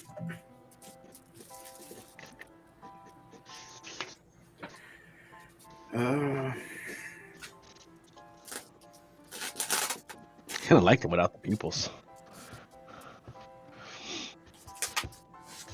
What, without people watching? No, without the. I didn't have the pupils in Frog G. Oh, and I kind of liked them a little bit better. I kind of like it. Maybe I didn't do big. Don't look at me. I kind of like it when nobody's watching me. So you guys were talking about brown paper, and then I realized I have artwork from both of you gentlemen oh, that's on right. brown paper. There you go. Well, mine's on cardboard, but yeah. Oh, I think. wow. That's my little bookmark. I No, remember that. it's just tan paper. Is it? I drew on tan paper. Yeah, you drew this Joker on class. tan paper, man. Oh, I forgot about The that. white Spider-Man one. looked That one was great. fun. Oh, that's right. I forgot all. Dude, that's one of my favorite Jokers too. It's one Did of you use my- white ink on that? It's gel pen. Yeah. Okay, cool. Yeah, that's what I used to. Yeah. Yeah, so I thought I'd share those because it's like, oh yeah, both of you guys. Classy gentlemen. Thank you, sir. Man, dude, this who colored your book, Jason? Ink spots. Man, it's He's a colorist of Cash Grab, Charlie's London from East Coast to Okay. Miami. Yeah. I like it. It really works well with your art. Yeah, that's Thanks, man. Dude, yeah, that's why I wanted to work with Ink because he has that style I really like. I mean, it doesn't look like Sam Keith, but it's got a Sam Keith feel. You named the fat guy bar. I'm looking at the. Well, I'm looking at all the pages, but the one page, where it's sticking out to me most is the VW Bug page. And Yeah, dude, that was fun. And the girl with the skull. In her hand. That's the Voodoo Priestess. Yeah. That's where it's like I see it the most. Thanks, dude. I mean, yeah, he's an influence. You know, can't hide from it. No, but Right. I love what he added to it, those pages, because he added a lot of texture. Oh yeah, dude. Ink is one of the best. I don't necessarily like just solid smooth color. I like a little noise. It fits with certain styles for sure, like a solid color, you know, here and there. But yeah, I like like you said, noise textures, or like a watercolor vibe, or you know, or an acrylic look, you know, something that looks painted.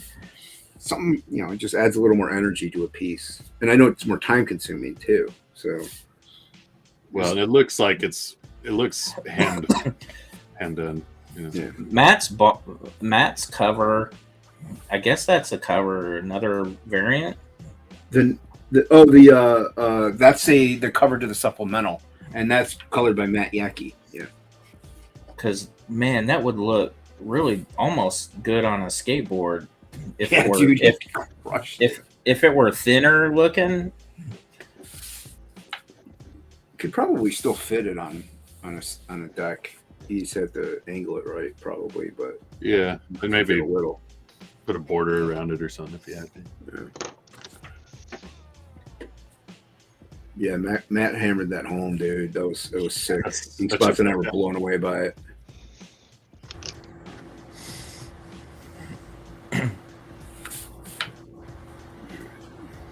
Yeah, it's just really vibrant. It's got a very cool, like Matt Barr's design and the color, Yaki's color.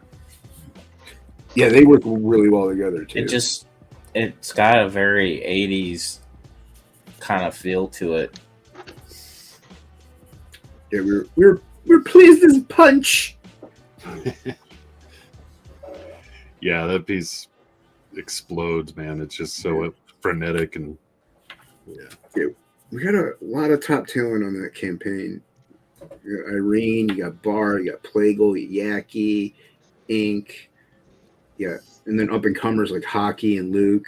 We have Shelby on there too, so we have a lot of The campaign's got it all, dude. Got Bascom on there. That's awesome. Yeah, I guess he's okay.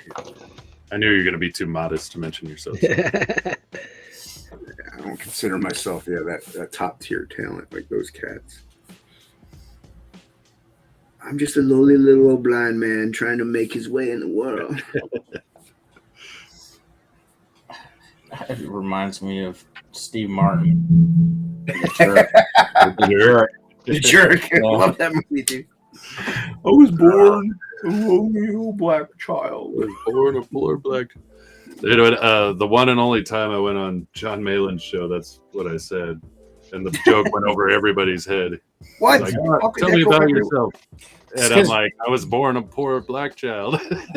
Yeah, but nobody fucking laughed. I'm like, that was a good one. Come on, guys. I don't think John Malin's old enough to get that joke, though. He's the same age as me. Mm-hmm. And I love the jerk. Yeah, but every kid from that era knows the jerk. There's not. Yeah, it was always on. I watched it all the time.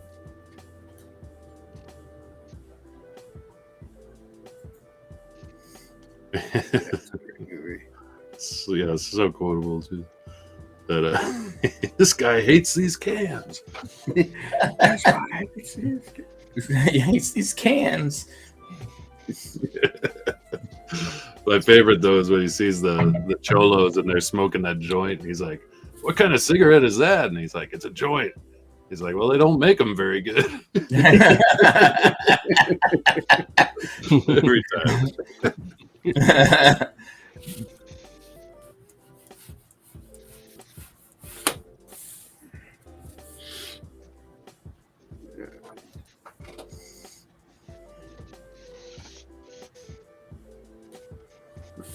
Wait, I was drawing on it. I didn't even know. I think I'm liking this more than the random stuff we usually do. They're just drawing, well, almost random characters. Yeah. I like it. The more established. The random stuff definitely will help you improve because you're forced to draw something you wouldn't normally want to. You're like, oh. I like seeing you draw CG characters. That's yeah. That's pretty cool. Where did I put the? Did you guys see that Cecil accidentally exposed his face again? Did he? No. Yeah, he did. He was like, he totally forgot he was on camera with his mask off, and he's just having a big old conversation. This is like a night or two ago. Yeah, no one said anything for a while, probably. Like, yeah. Don't say it. Don't say it. Start out. Yeah. No, it was probably on Tuesday. It was probably last night then, because yeah. We topic lists us on Tuesdays. Luke and I have been doing that for like 2.5 years, so we haven't missed a week actually. So, but yeah, we missed this. That's impressive. Yeah, it's a fun show. Thanks, man. Donald's gonna start working on Cash Grab, I think, as soon as he's finished with No Cover. Nice. I still want his Jaeger bomb to come out. I'm like, dude, me too. When Jaeger bomb comes out, yeah. But everybody keeps wanting to hire him, so I guess it's a good problem. Well, yeah, he's got it. Well, he needs the money, so.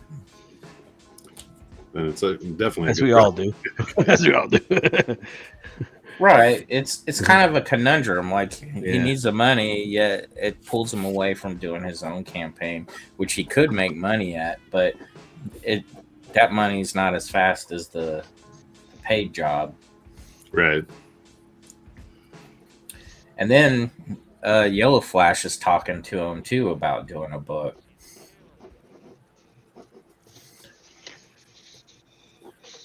Yeah, if you can get on a book with Yellow Flash, that'd probably pay some money there. Yep.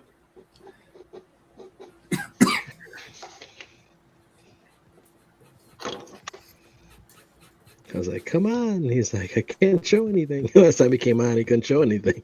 But Donald? Yeah. Oh, yeah. I think it's cool. Just hang out, dude. Yeah, I'm wondering if I should even be showing like my pages, you know? That's what I told him. I said, nobody's here. It's fine. Clint gave me a hard time, Helinski, about just saying, well, I don't know if I should want to give anything away. And he thought I meant like plot points and story points. And I'm just like, well, no, I meant like if I show off all my artwork, then I've got nothing left for people to enjoy and appreciate, you know?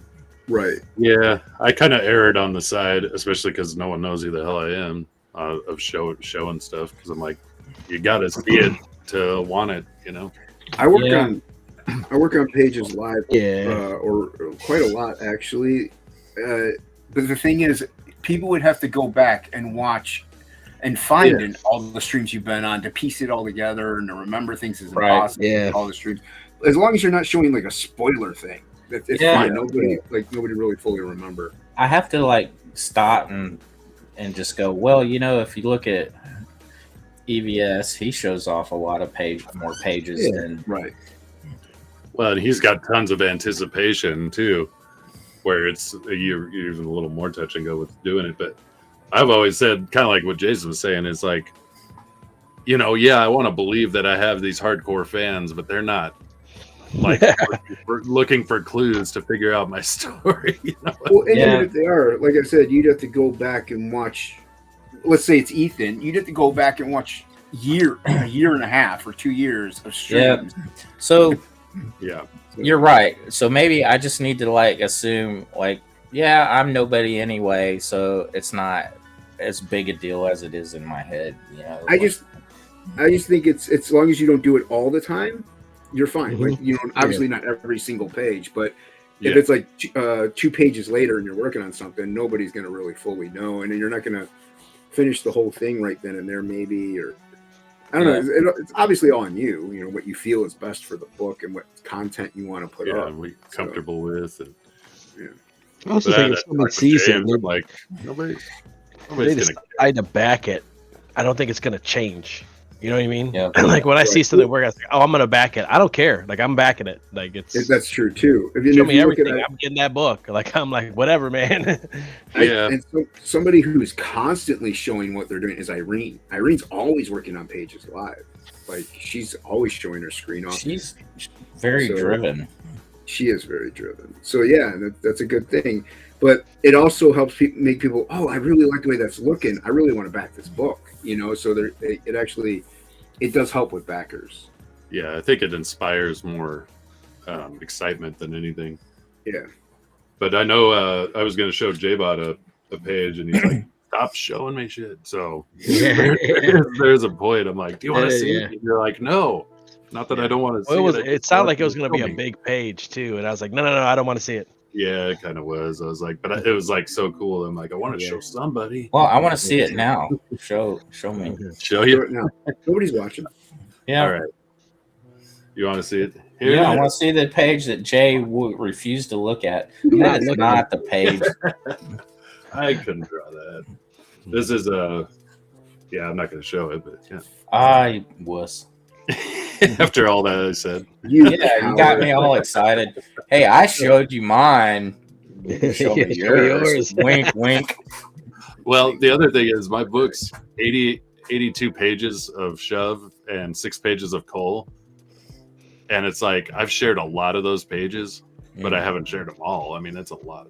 You know, that's the other thing. There's so many that I'm like, oh yeah, I can share a lot of this stuff. And I think if anybody can piece it together and put the story together, I'm like, I'd be really proud of them.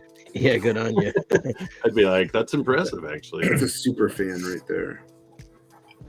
Yeah, we probably like no matter send what, them the original art just because. Yeah. Yep, I've got a lot of Robert Howard books up on my shelf up there. Segue. You what? I said that was a good segue. Yep. Yep. Talking about this. Yep. Hey, I'm just keeping the conversation going, man. There you go, man. This is true. Let's see. Back that vlog G. These ones here. Let's see if I can do this. Yeah, person in chat. Are those like? I just got Conan collections. Those aren't the edited ones, though, are they? They probably are. I've never actually read these because I have them in paperback. Let's The see. wealthy Show me get close on one of the covers so I could look at it. Oh man, you froze. Jeez Louise. Did I really? Yeah, I see Moving it. on my end. Those are cool. I have not seen those. Yeah, it's 2 collections, and I think it covers most of it. There's 3 people that fight over the ownership of Conan, and that's why you see a lot of stuff that doesn't come out, like movies and whatnot. Everybody's fighting over the Conan estate. Yeah, that one's the hard nut. That's why I was like, I knew that Cole was in public domain, but I'm like, even if Conan ever does, there's been too many iterations that are modern that you'd really never be able to do it. So L. Sprague de Camp got the wise idea that, oh, well, I can claim ownership if I edit a bunch of the Conan books in the 60s and 70s, and then I can claim Conan ownership. So he's doing that now? Well, he did that a long time ago. And then there's the Howard estate, and then people that own Conan, rights to Conan, are fighting over. There's like 3 groups. Yeah. I mean, think about all the money that's in Conan that people can make out of it. You know, if they get the rights to it, it's insanity. But they won't. They're fighting over it. That's what I'm saying. But once they get whoever wins, they got money to print. You know. So well, and there's different iterations that have different ownership. It seems like. Yeah. Because Conan the Barbarian, that one went to Marvel. Yeah, but 3 people own it. As long as they don't let Netflix do an adaptation, they got money. They were going to. Yeah, but they were going to with I forgot who it was, but it's like somebody who's like a big into the Conan estate. Like he was like truthful to everything. They wanted to make it into more like a anti-men thing, like the Netflix did. I think it was Amazon actually that I was going to go to. So, yeah. Oh man, you can't make it anti-man. It was supposed to be manly. Yeah, it was like anti-woman. There's some of the stuff when you're reading it, you're like, this is hilarious how man-centric it is, but I love it.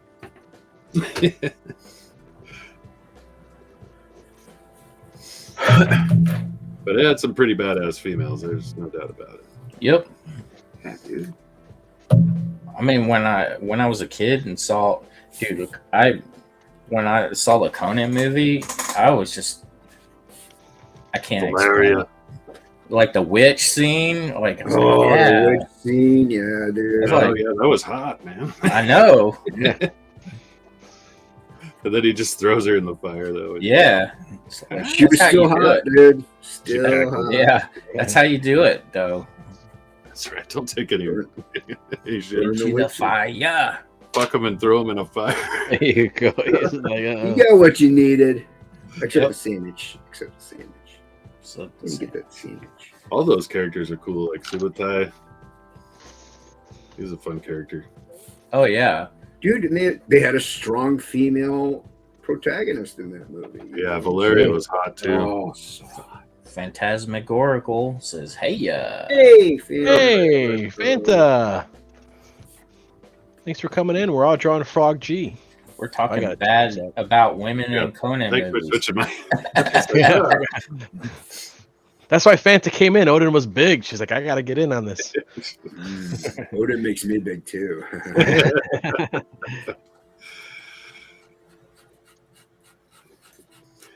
Nothing else to say. You don't need to and say. Crickets. Yeah, and crickets. Crickets. Frogs eat crickets. I go, I'm glad I could do that. I'm happy I can do that for you. I'm happy I could do that for you. I think I'm ready to put some lines on it. I'm afraid I might mess it up though. Lines on it? Wait, you haven't started inking yet? No. That's all I've been working with is ink. Come on, man. With the program. That's true. But your pencils are like. Yeah, he's got to do it really tight first. Yeah, now you're just tracing your drawing. It's a little bit. Yeah. That's what I'm debating if I throw it on the little light box. And... Oh yeah. and keep the pencils in case then I could fart around with it and not mess it up. I might just do it. Do it. Phantasmagorical has a couple more comments. Absolutely. Now the heart's there, and yep, Frog G. Frag G. Frag. She goes, Big. I ain't saying nothing. Nothing. Yeah, nothing. Remember that cereal, Nuttin' Honey? And that was their whole campaign. What are you eating? Nuttin' Honey. No, what are you eating? Nuttin' Honey. I'm nuttin', honey. Yeah. Like, What do you want to do? Nothing, honey. Yeah. I use that honey for my tea. How dare you? Yeah, don't Nuttin' Honey.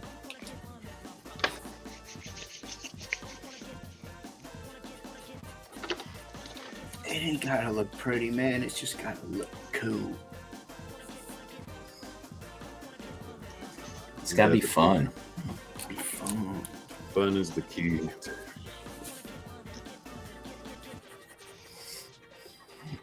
Do I have an 8 anywhere? 5. 8 in here. 1 will work. So what brushes and nibs would I need to get started if I want to do like classical inking, Jason? What's that? What? Like what kind of brushes or nibs would I need if I want to do like classical inking and stuff, you know? I use the I used to use the Tachikawa nibs, but you can't get them anymore here. Hunt 102's Speedball nibs are good. That's what I use. Mm-hmm. And Dr. P.H. Martin Black Star Matte Ink. Those are my go-tos. There's plenty of people who just use Speedball, or they use ink, or they use what's the I can't remember the other ink like Art Bear uses, but I don't really brush too much since I can't see it and feel it hit the paper. But when I do, I like the Da Vinci number 2. I was going to say Winsor Newton Red Sable brushes. Yep, for Winsor Newton Red Sable. Yep. I want to try it, you know, mess around with it and dabble with it. It looks hard, but also kind of looks fun too. That's kind of the Dale Keown showed a Winsor Newton brush. He said he's been using for 20 years now. Oh, jeez. If you take care of them, yeah, they're good for years on end. I tried the Winsor Newton. I just like the Da Vinci a little bit more. But yeah, most people do. Most inkers go to the Winsor Newton. It's a classic. It is a classic. You can't go wrong. It's kind of like the Hunt 102, the Winsor Newton brush. Yeah. Now I know Bernie Wrightson used a totally different nib. I can't, like it's like a 403 or something weird. Ink Spots found out what it was. Oh, weird. He's like, man, these are. He actually found some too, and he's like, these things are just insanely difficult to work with. Like he has no idea how Wrightson did it. Well, it's funny because Wrightson used it, so if it was like the answer, everybody would be all over it. And they probably all tried it and went. That's probably why he used it, dude, because it was so finicky and so tough to use that everybody's like, I'm out, man. Not only am I a badass, but I'm even more of a badass because I'm doing it with this with this nib. This nib, yeah. Mark Schultz and Frank Cho used the Winsor Newtons. Yeah. It's good. Phantasmagorical says, "What are these nibs I hear tell of?" Lol, really? I've heard that term, but not sure what it is. Fanta, a nib it's like a fountain pen tip. Oh, I thought they were these things right here on your chest. Nibs. Yeah. Close. When it gets cold, your nibs get hard. Yeah. Close. And then you dip them in ink. Yeah. Yes, you ink with them.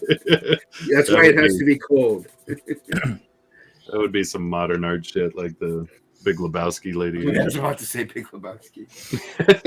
There's the female, nude, naked female form of than you, Mr. Lebowski.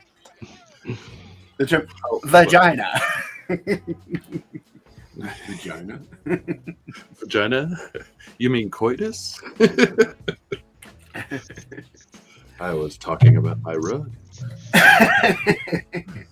Yeah. Oh, I love that movie. It was a great one. Just black and white, wear it. Why not? I got a white Oscar pen. You know what my problem with the Twitter is? There's so many times I want to jump in on a debate, and then I delete my comments all the time. Yeah. Where I just like, it ain't worth it.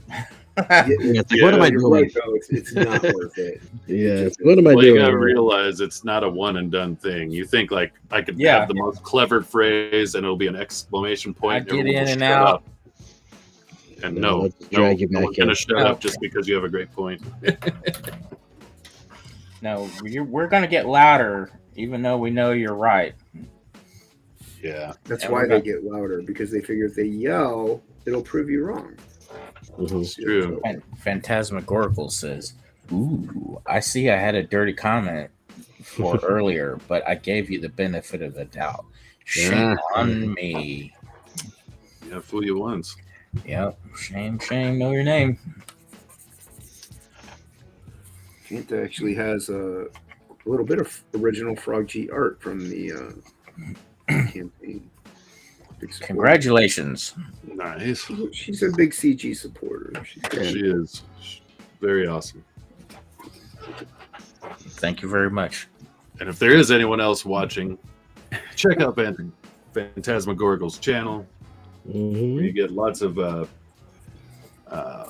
promotion for every book out there, pretty much. She recently did a couple of Cyberfrog openings. That Shadowhawk sent her some Cyberfrogs and really cool stuff, man. I love seeing those, get to see how happy she is and how happy a fan is when they get their stuff. Dude, to me, that's one of the best parts out of this whole thing is seeing people get their books or their products and just seeing how elated they are and just overjoyed. Right. Oh, It's yeah. awesome. It's like giving a gift. It is, dude. It really is. Yep. And that Phantasmagorical. Yeah, they invested in, She said, "You can call me Fanta," and then she's saying, "Thanks for the compliments, guys." Yeah. Oh, you're welcome, Fanta. Appreciate you coming by too. Yeah, I think that's the crowdfunding model lends itself to that too, because you it just shows up on your doorstep, and it is like opening a Christmas package. You're like, what? A new comic? It's like Adam Sandler and Billy Madison. Nudie Magazine Day. You're like, new comic day. Yeah, it's pretty cool stuff. Pretty cool stuff. Yeah.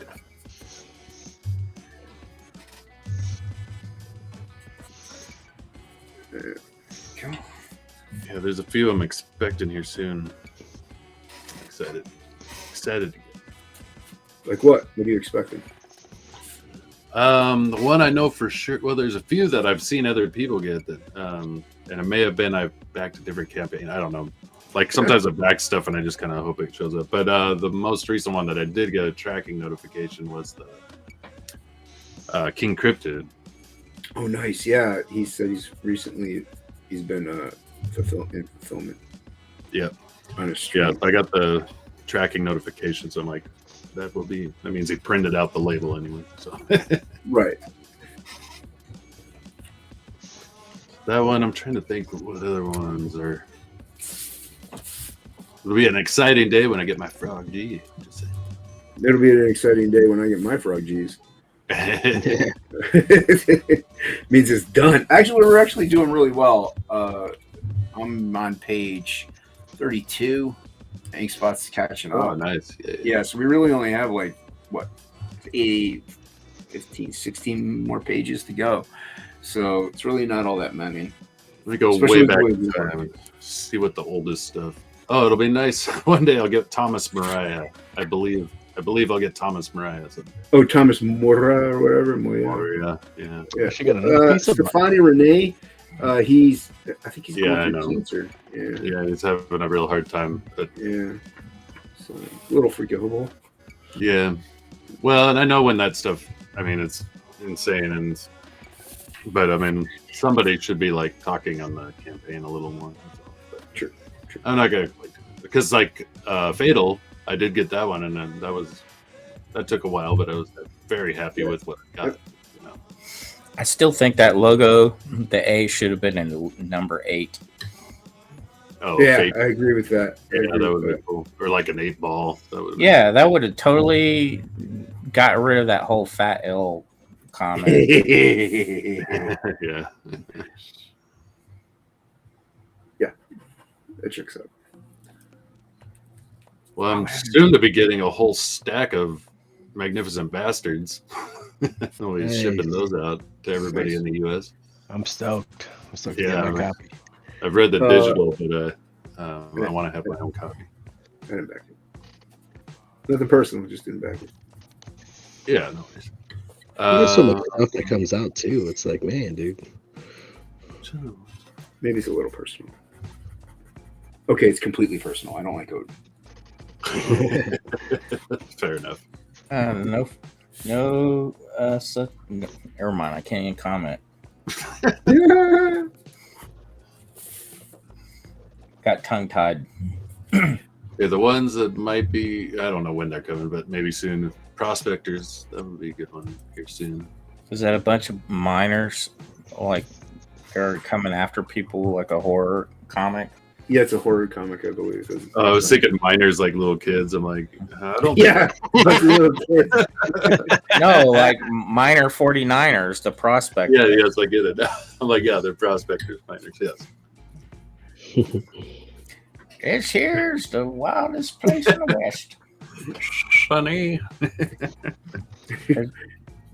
Yeah, that could be a scary horror movie. A prospect miner, coming after people now. He's like this dead dude. He's got the pickaxe. Yeah. I think. Let's see. Where could we go with that? Well, you could like some kids stumbling on a mining cave out in the woods. You got my nuggets. You can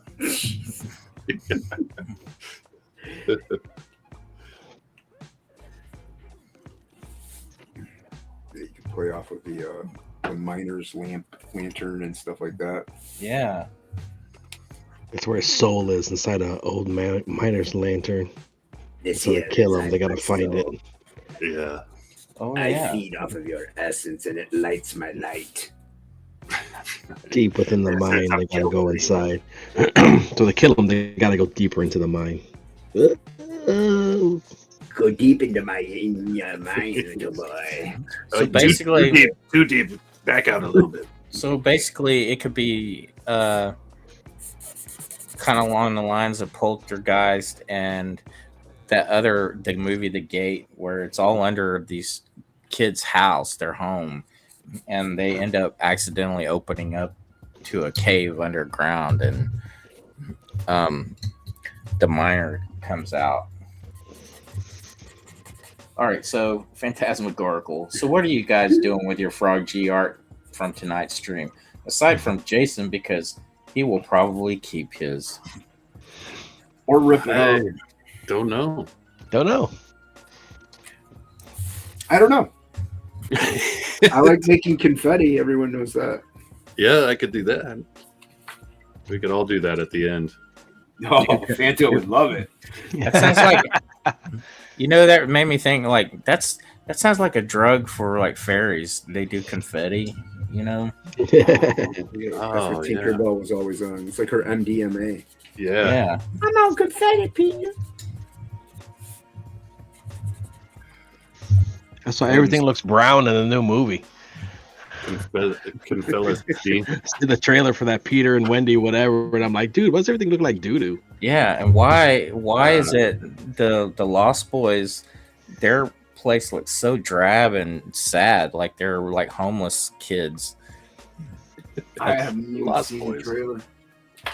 Yeah, I haven't either. Like everything's I didn't even know all, there was like a new one. Yeah. Of course they got to do a live action remake of an awesome, animated film. Horrible. And it's like everything's like piss yellow or something. It's weird. But they've made live action remakes of that, like Hook. Well, yeah, Hook well, was Disney did it. good. Hook is awesome. I heard Spielberg doesn't like it though for some reason. I don't think it came out the way he wanted or something. But Hook is so damn good, man. Spielberg can suck it. Yeah, Can. he hasn't made Sure a good. He hasn't made a good movie since his last Indiana Jones. You know, he can go fucking bangarang. Last Crusade. Go bang. Last Crusade was dope. Yeah, that was definitely a good movie. He didn't direct the Alien Indiana Jones, did he? I don't know, but to me, The Last Crusade was the last Indiana Jones movie. So Yeah. Yeah, same. Hence the Last Crusade. yeah, exactly. It ended so perfectly. Like that was it. You were done. Like, The new one looks even worse. You know what freaked me out about the end of Last Crusade is the fact that they were zooming off into the sunset, you know, but they never ever looked like they got anywhere in the distance. They were the same scale the whole time, like they were just bouncing in one spot. Like, that's a good point. You're right. It did. It looked like they were just in one spot. yeah, if you look at it, it's like they never travel into the distance. It makes me wonder if the camera kept focusing in or something. It could have. Or they were horses on trampolines. Or on treadmills. Yeah. Those spring horses you had when you were like 6 years old. Yep. The ones that used to get caught, your thigh caught in the spring. Cut you all the time, dude. Yeah. They catch your sweatpants and rip them. Yep. You cry. Phantasmagorical says, I'm behind. Probably. Well, catch up. Yeah. Don't you dare. I guess we're not doing a confetti party. I want what Odin's drinking. What are you drinking, Odin? What is it? Tin Cup. Tin Cup bourbon. It's a Colorado distillery. And Sounds like something a prospector would drink. Yeah. Is that like the Kevin Costner movie, Tin Cup? No. Isn't that a golf movie? It has to do with golf. Yeah. No. Phantasmagorical says no confet. No confet. I don't know what She confet deleted is. it. No confet. I don't know what confet is, but I know she deleted it now.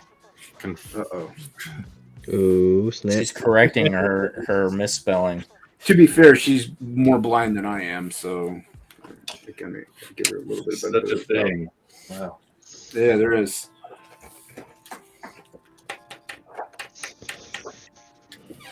Dude, you're so behind, Jay.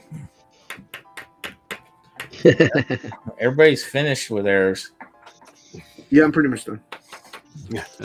I could say I'm done. I mean, they would be about the same if they drew theirs twice. That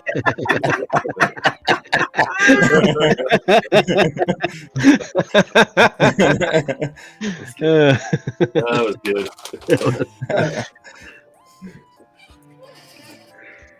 Nothing like drawing things twice, though, to be quite honest.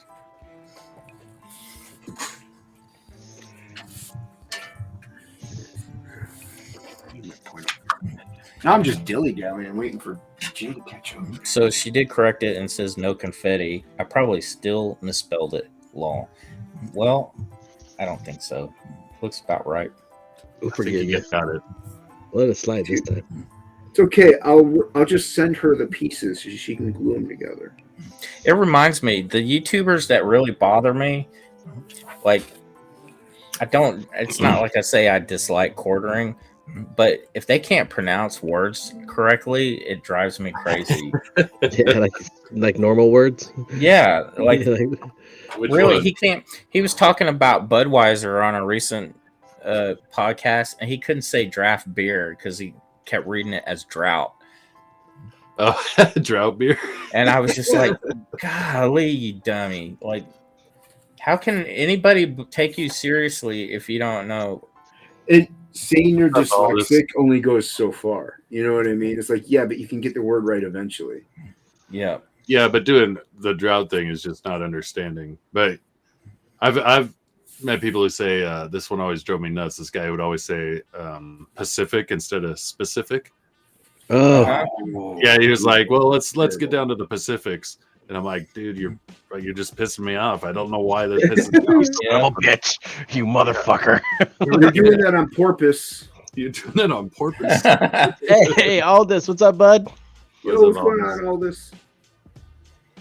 Oh, man. Aldous is one of the editors in Frog G. Nice. He also edited Cash Grab. Oh, did he? Yes, he did. That is true. I read Cash Grab over a year ago, and was that pre-editing? I don't know. I'm not sure.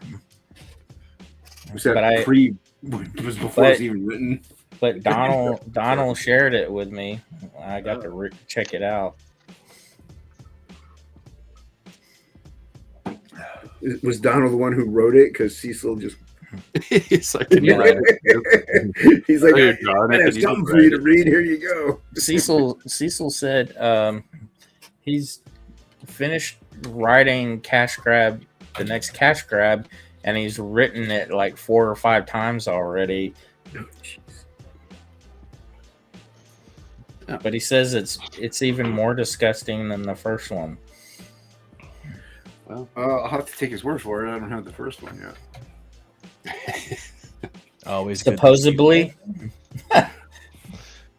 Yeah, supposedly, and "tooken" is not a word. Tooken. I love ambulance.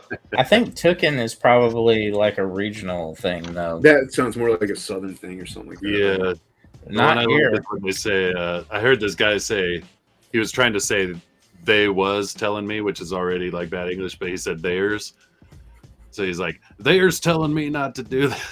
That's prospector talk right there. Yeah. Theirs telling me I couldn't do it. I could see Lola saying like "tucking" or something like that. She's got that southern in her.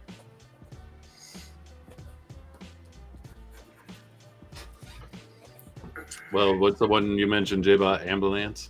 Amber Lamps. Amber Lamps. That's what I like. Amber Library. Amber Lamps. Yeah, there library. are pronunciations that I actually prefer, and Amber Lamps is one of them. If somebody says that, I'll get a laugh. Shane says library. Library. Yeah. Somebody better call the ambulance. What about you? Call the Amber Lamps. But Shane also says weird a lot. Yeah, to me, if you have like a what's wrong with any kind of a stronger accent to things, you're forgiven a little bit. If it's straight total Midwestern regular dialect, you should pronounce it right. All this confirms Cash Grab 2 good. is more offensive than the first. So you read it before it's even the first pan was drawn. Nice. Enta says X. Always says "tooken." Worser is another one. That's worser than the other one. What? What about there's milk and milk? Some people say milk. Milk. Yeah. Mm. Or someone needs some milk. Yeah, wash. Or false when they put a T in false. False. True or false? George Washington was the first president. True or false? George Washington. We use the word yonder a lot here in Texas. Washington. Yeah, but yonder is more. Yeah, that's more of a regional thing. I think that's kind of like a y'all or something like that. That's, yonder come y'all. Folk. Yonder come. Yeah. I wish yonder. I wish people would stop culturally appropriating y'all. I just wish they would use it right. Yep. Yeah, what's the last thing a redneck says before he dies? What's that? Hey, y'all, watch this. Yeah.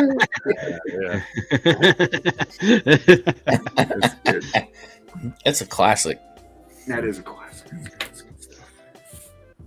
You know what I like is use guys.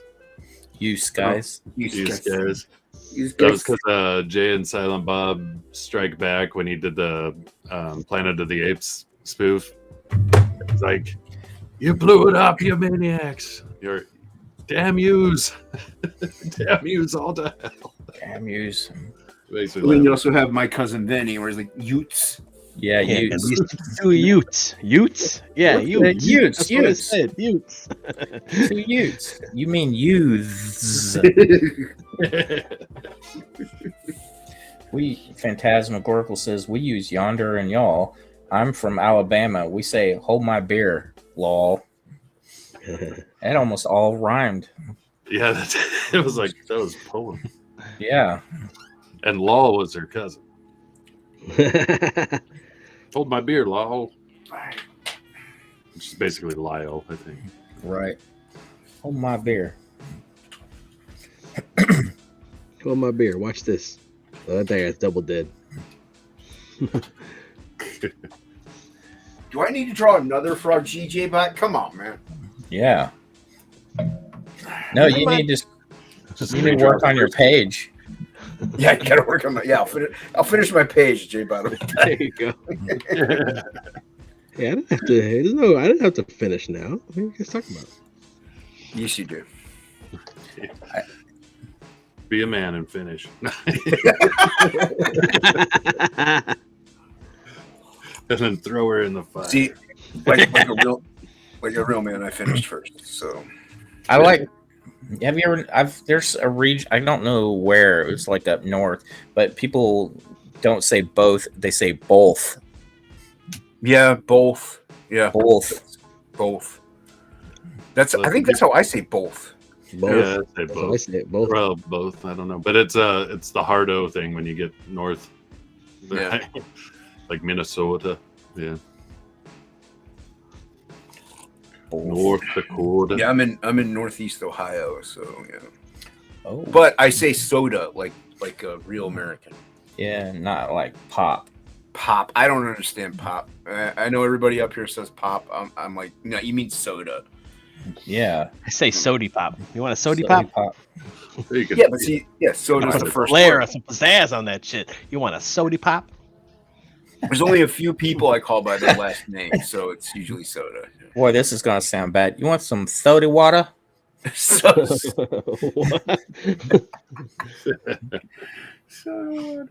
want old, some man. soda water? Which is just seltzer water. Yeah. Yeah. Seltzer.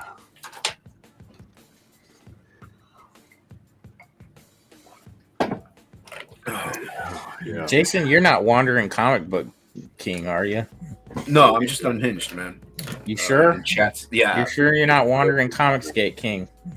No, I would never He- proclaim 'cause he- myself to be the king of comics. Because he posted pics of his Cyberfrog drawing the other day, and he's wearing the blue rubber gloves. You know. Oh, that's it. Maybe I'm a trendsetter.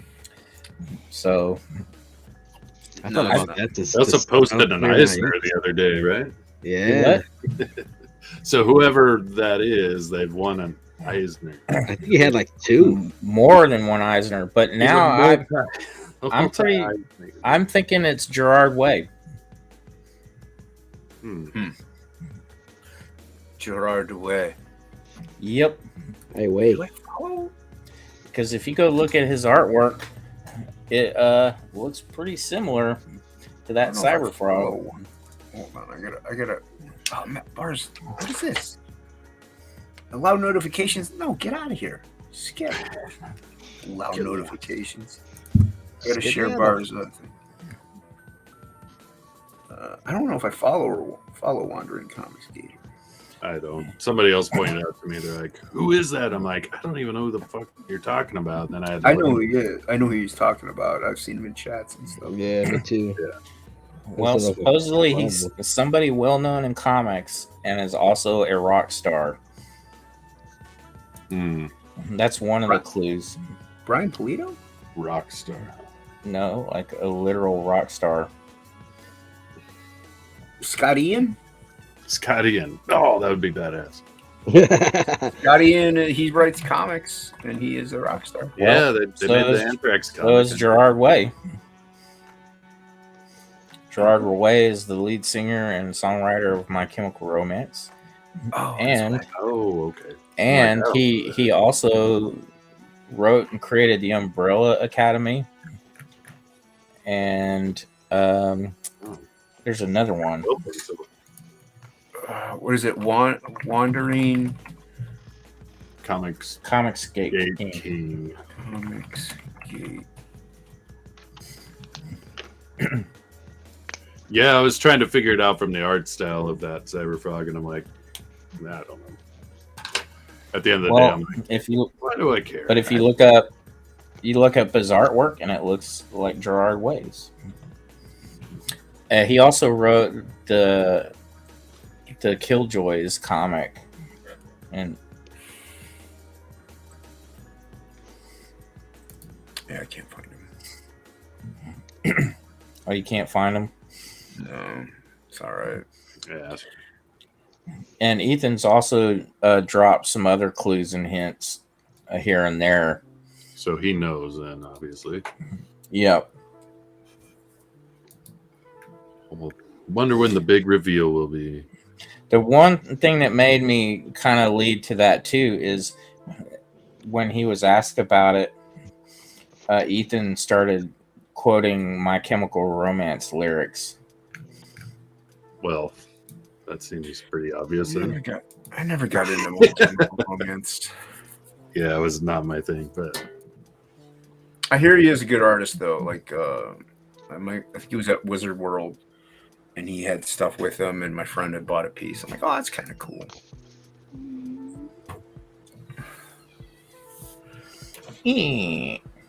What is going on here? Are you drawing anything, JBot? Oh, there it is. Okay. What? Yeah, he's drawing it again a second time. Yeah. No, Yeah. I saw the white paper. I'm like, wait, what? Negative. I'm taking it away. He's keeping it a secret for a big reveal at the end. He wants it to show how much better it is than mine. Since I rushed it. You got way more detail in yours than mine, man. I just got lines. That's all I got. Yours is tight though, dude. Mine's insanely loose and sketchy and just stupid. Well, I like it tight, dog. Don't we? Hey. apparently if you do it tight, it lasts longer. No, it doesn't. Well, apparently. Not for me, anyway. But yeah. So, I hate when like Steam and Nintendo like have games on sale, and then I end up buying some that I never end up playing. Oh yeah. Yeah, that's why I quit doing it. I bought the Diablo 2 remake. Mm-hmm. And on my Xbox, and I thought I'd like it a lot more, and I hate it. Oh yeah. I'm like, I can't stand it. I think it's the item management crap I can't stand. Like you got so many slots, you gotta fit your stuff in like you're playing like a puzzle game. I'm like, that's dumb. Hades is on sale on the Switch, 50% off. It's like $12. I'm waiting for the Monster Hunter DLC to come out.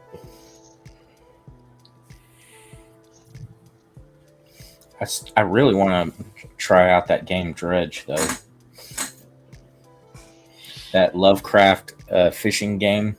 Yeah, that sounds really cool. I gotta find some info on that. That sounds. Conceptually, I love it.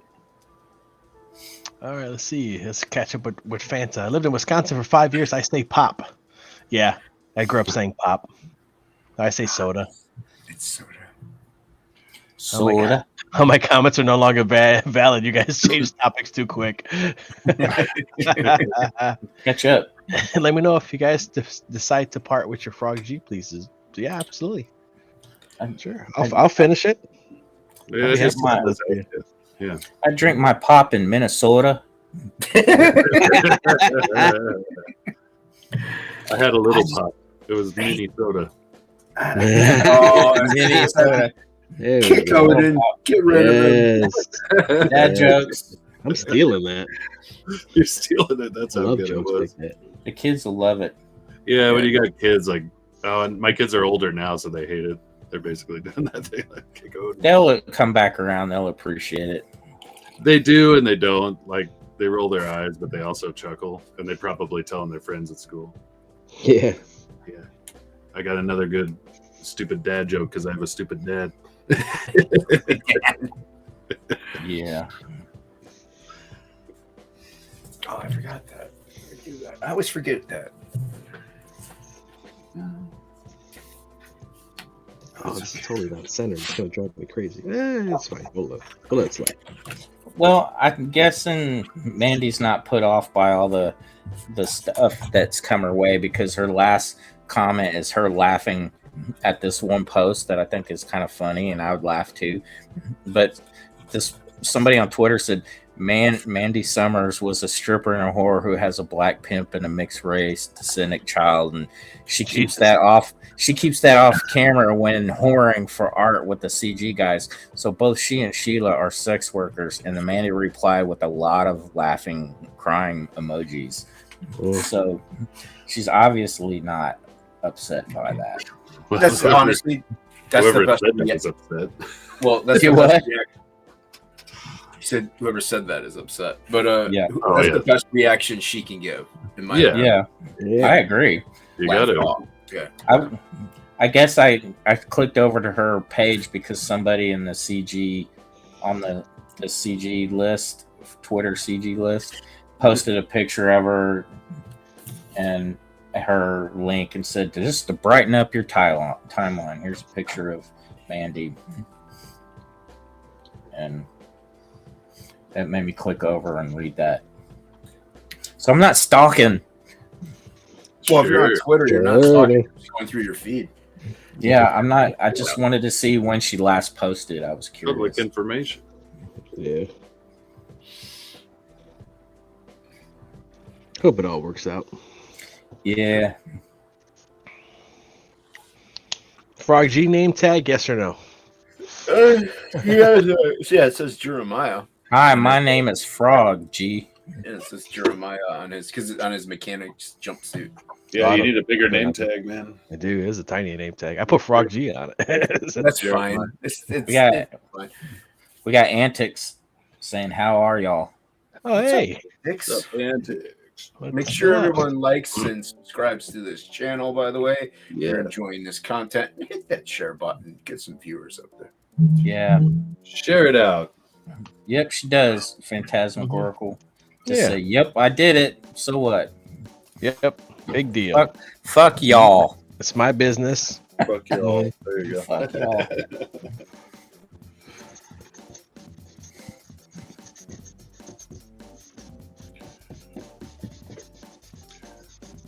Yeah, I think I'm gonna wrap this. Darken this. What are you gonna wrap it in? Wrap it. I'm gonna wrap it in something suitable to mail to Fanta. There you go. Yeah.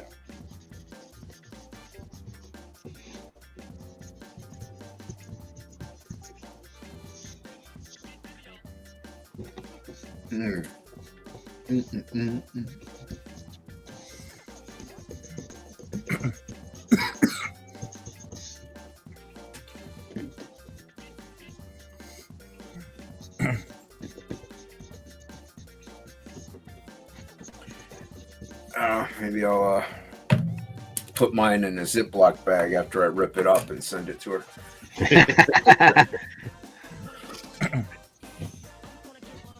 No, I'll probably sell it at an auction as an add-on or something like that.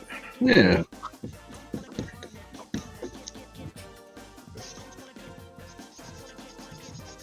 No way. Is Brie Larson in the new Fast and the Furious movie? Is she really? Her and her forehead. Holy crap. She looks angrier than ever in this. Yeah. Like I said, her and her forehead are in there.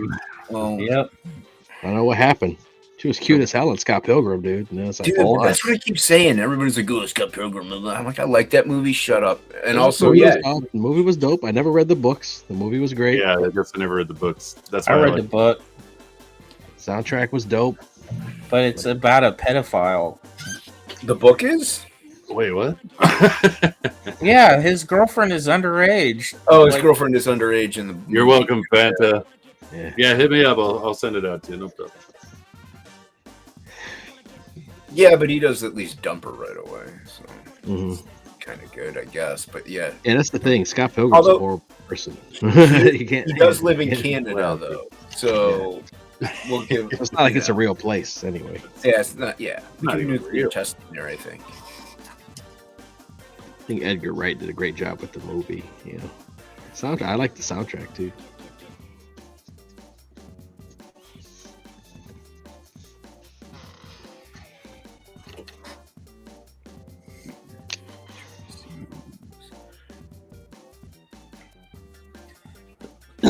You guys are both right-handed. Yeah. Like normal people. No, man, that's those freaks are right-handed. Are you lefty? I'm a lefty, dude. I'm an artist, man. What do you think? Well, Left-handed. both of my parents were left-handed. What happened to you? I'm the product. They're like, he doesn't need to be left-handed. He doesn't need to be hindered by this. Two left make a right. Two left make a right. Two That's left make a exactly right. No, they're like, they were tired of getting their hands smudged when they were writing, so they're like, oh, well, we'll make him writing. Tom McFarlane. Yeah, He's Tom- left. I think we should wrap it up. Should wrap it up, fellas. You think? Yeah, I'm Let done. me Yeah, see make him bigger so I want to see. Are you finished, Jay? I'm done. This is No, as far he's as I'm not going done today. yet. Yeah, we'll show him off. Yeah, make Odin big. Deet, deet, deet, deet, deet. Let's see, Jay. Ow. That's pretty rad. Can we do vertical? Yeah, I think vertical works better. There we go. He needs a sombrero. Yeah, he's like a Mexican frog. That's great. He's like He's a freaking south of the border frog. Conan. No! That's pretty tight, man. I like it. That's cool. Yeah, thanks, man. Well, I want to do it proud. You're sitting right there, so. That's cool, man. Nice job. Fan will love it if you're sending it to us. Yeah, I'm definitely gonna send it. Yeah. It's nice of you. I'm not a nice guy. I know. Make us look like dirtbags trying to sell it. I'm not sending mine to Fanta. Yeah. You want to go, Jason, or you want to go last? I mean, I don't care. I could go next if you want me to. Sure, man. There you go. I'll go next. Oh no, yeah, that one You came gotta out great. switch. I want to see yours. Yeah, dude. Oh, I fuck can't yeah. see it. It's all. There we go. So you can tell who draws this character all the time. It's like Yeah. Yep. so natural for you. Oh man, that's so cool. Yeah. Thanks, man. I dig it. Fuck yeah. Dig them like the serial character used to say. That's his brother, the frog. Yeah. The Dig'em. That was the character's name was Dig'em. Big Honey one, stack. Pew. Oh, Nice. It's very tight. yeah. It is very tight. I get that a lot. So There tight. it goes. It's focused. Okay. So Nice. Look at that. Oh, sick, man. Dude, yeah. That's the cleanest I've ever seen Frog G look.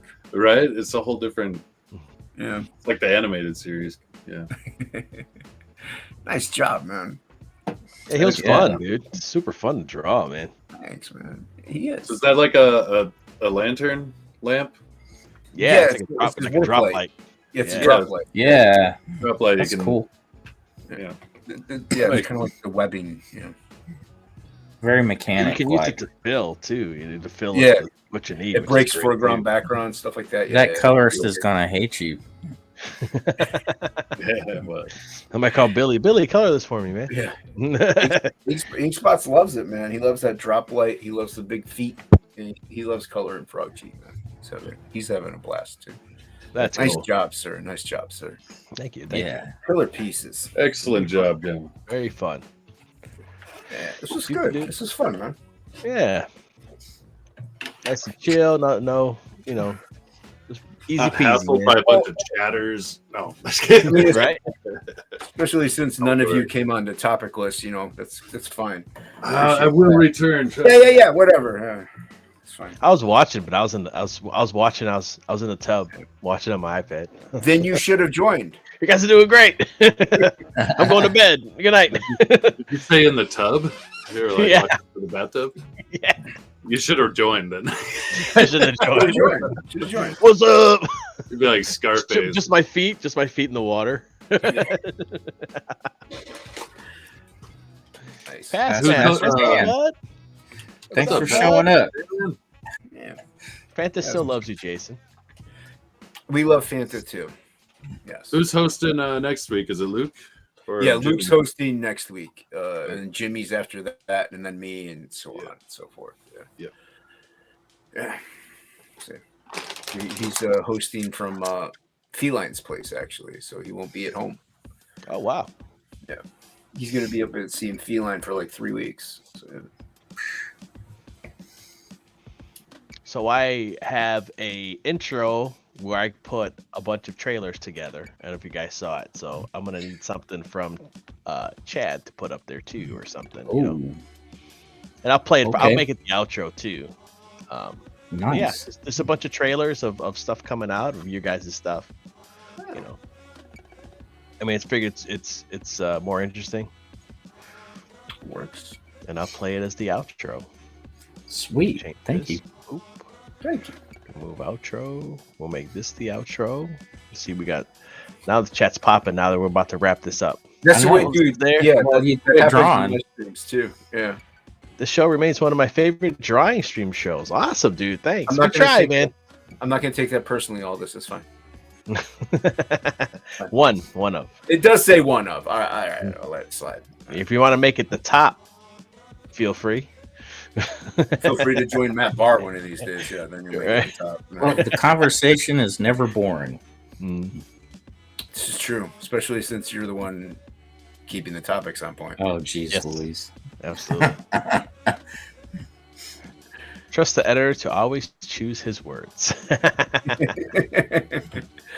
Very valid. All right. Well, I Odin, think you're that's muted. it. I think we're gonna call it.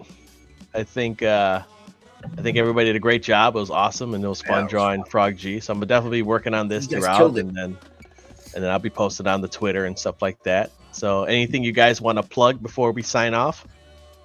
No, You Not did it the tonight. whole stream, so I'm good. I did it early on. You did it early on. You guys were drawing my character, so it's We good. can't hear you, Odin. No, Yeah. that's good. Don't. He's fine. Spin. Yeah, we can't hear you, dude. So we're just gonna. My name is Odin. I'm handsome. Ha! Look at me. Yeah. Women love me. Yeah, we still can't hear you. Yeah. Well, that's Maybe it. he His can't mic, hear his us. mic quit on him. All right, guys. Let's see what we got. Fanta, thanks for coming in. Past Master, thanks for stopping by. Oh, yeah. Aldous, thanks for coming in. Aldous Appreciate wants all a you wrench. Yep. Yeah, dude. I'll You wrench trust him. Aldous? We trust Yeah. him. Absolutely. Okay. Trust Throw him a Aldous. wrench. I bet Past Master Dan needs a wrench too. He's a good dude too. Oh yeah, he's have the wrench on everybody's. Mm-hmm. Let's do that too. I think my mic is dying as well. So Well, we're gonna have more adios. wrenches than people. What are they? Batteries in them? They should be plugged into your computer. Yeah. What is it? They, It's a wireless one. Oh, is it really? Yeah. Why don't you get one that plugs into your computer? You ain't gonna worry about it dying. It's I don't know, man. I want to do earbuds because I'm sick of wearing these big ass things. I like wearing these. well, Phantasmagorical, you're gonna have to wrench her. Everybody gets a wrench, bro. It's Everyone. like Oprah. This is wrench day. Look under your chair. You got a wrench. You got a wrench, Fanta. There we go. The whole chat's gonna be blue. There we go. Oh, blue All balls. 4 of them. Mm-hmm. Hola, No adios, Indians here. adios, muchachos. Hasta luego. All right, guys. I'll catch y'all later. See you guys next Buenos week. noches. If I do 9:30, maybe 9:30. We'll see. We'll play with the time. So, and then yeah, Tonight will be known as the Great Wrenching the great wrenching, Wrenching. or Wrenching. wrenching. Yes, the wrenching. Soda pop. No. Soda. Night, everybody. Later, y'all. See, I'm the best, man. I did it. Educated guess, I'd say that man is alive.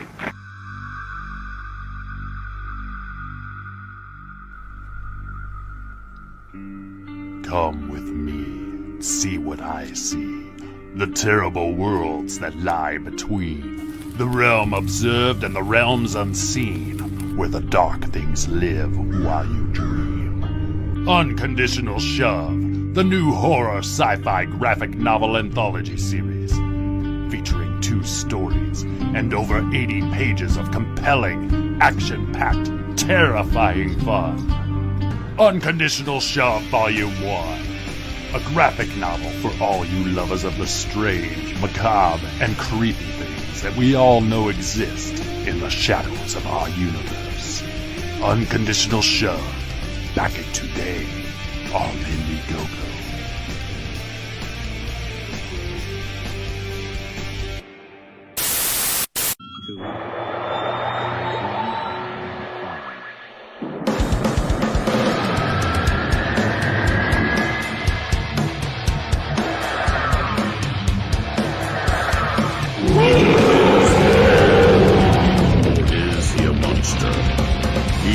dreaded Dinosaur Man.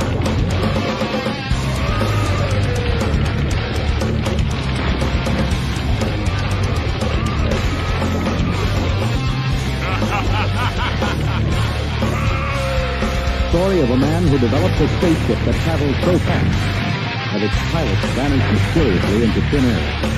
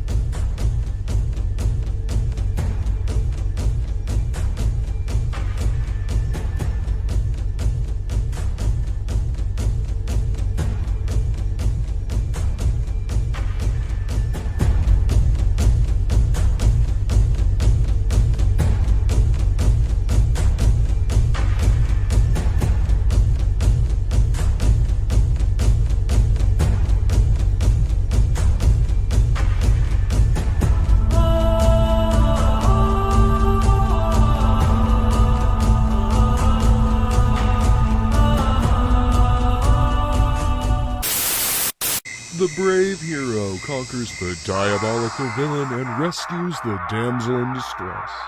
But this is real life, and in real life, Stories don't always have happy endings. Frog G, the story of a man turned into a frog by a voodoo priestess sent on a mission to kill a god by death itself. Now our hero must roam the underworld to regain his humanity and win back the woman he loves.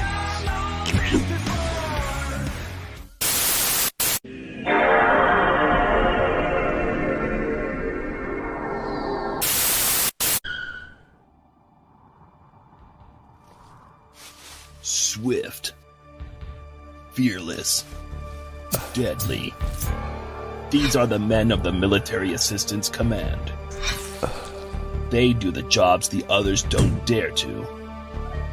Trained in the lethal arts. You'll never see them coming. But if you're lucky, you might just hear them rocking.